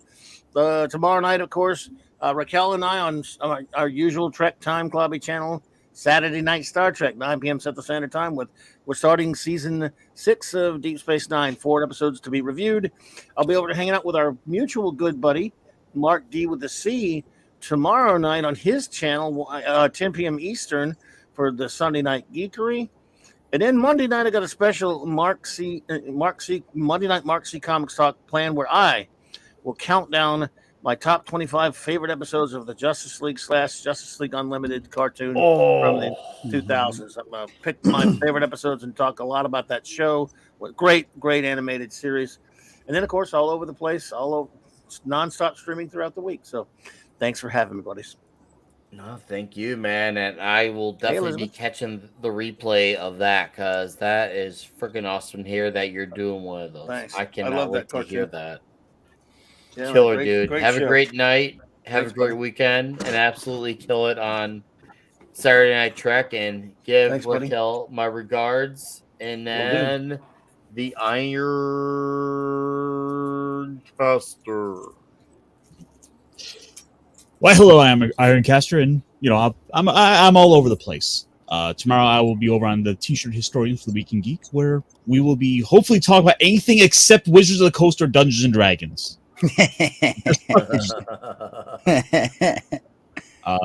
Monday I am looking to start up some YouTube streams and maybe run some D&D alternatives, like for example one of my favorite games right now, Old School Essentials. For a little bit. Drop in, drop out. I'm willing to let people on. Come on, let's play some RPGs. Tuesday I'll be over on with B Jones Pops and Stone Loki for Talk Hard, where we will be talking about the, I believe, 1954 movie Ben-Hur, Charlton Heston's finest. And I'll of course be all over the place during the week. So, guys, this is fun. It's a great way to start the weekend. It's Friday. Make the most of the weekend. Agreed. As always, sir, thank you for being here. Look forward to next week when we have Sandberg on. We'll promote some comic goodness. And as always, great to hang with you, my friend. Until next week and next weekend. And then 24/7 Fusion Media. Final thoughts, and if you got anything to plug, just go ahead and do it. Well, appreciate that. I'll just be dropping videos, doing live streams. Thank you for having me. It was a pleasure to sit here and show off just a very few of my comics. Trust me, I got fucking long boxes galore, man, to show you some stuff. But it was good to be able to have this moment with y'all, and I appreciate you guys having me, and I'm thankful. And also wanted to say, if you could have a GoFundMe, kind of going through, a hard time, and I'm gradually getting through it. But anything that you guys can do, if share it, you know, anything, I would be greatly appreciated. Thank you for everything that you guys have done for me, and right here. And I thank got you the for link that. right And here. I'm gonna plug in the chat, guys. This is 24's GoFundMe right here. Details are all in there. Do check it out. All right, that's his link, and go ahead and carry on, sir. no, and I just just want to tell everybody thank you. So anything you guys can do for me, I'm very thankful, very appreciative. Thank you for the time that you guys can spend with us, being here, talking comics, and just having a good time, cracking jokes, and being amongst good friends. That's what it's all about. We go on YouTube, and we uh, do what we do, but what we get from it is the camaraderie and the fellowship that we have with each other, man, and that's what's most important. So with that, just wanted to tell everybody thank y'all for having me and just being there with me. And whether you subscribed, share the video, watched anything that I've done, um just gave me any kind of encouraging words, I just want to tell everybody thank you. And one thing I know in life is nobody has to do anything for you, but you're always thankful when people are kind enough to do any little thing, big or small. Everything's a blessing, and I'm just thankful that I'm around great people, man. So just want to tell everybody thank you. Please subscribe if you can. And I would love to see you, over at the channel. And just want to tell everybody thank you again. Thank you for having me, Nick. My pleasure, my friend. Thank you for being here. This is GoFundMe. Well, I have it, guys. Also in the description, his channel. I have his name plugged, so you just click on his name, and it'll take you directly to his channel in the description. So go sub there, and sir, like I said, you will be coming back on here. I had fun doing this, and this will not be the last time you're on here. And I appreciate that, man. Until then, awesome one. You have a great night, and guys, we'll see you next Friday when we have Jason Sandberg on. And one other plug too for me, Toxic Tuesday. We're talking Major Pain. It's gonna be fucking great. So That's a good movie. with that, as Andre likes to say, and with that, where is the clip? You're still here?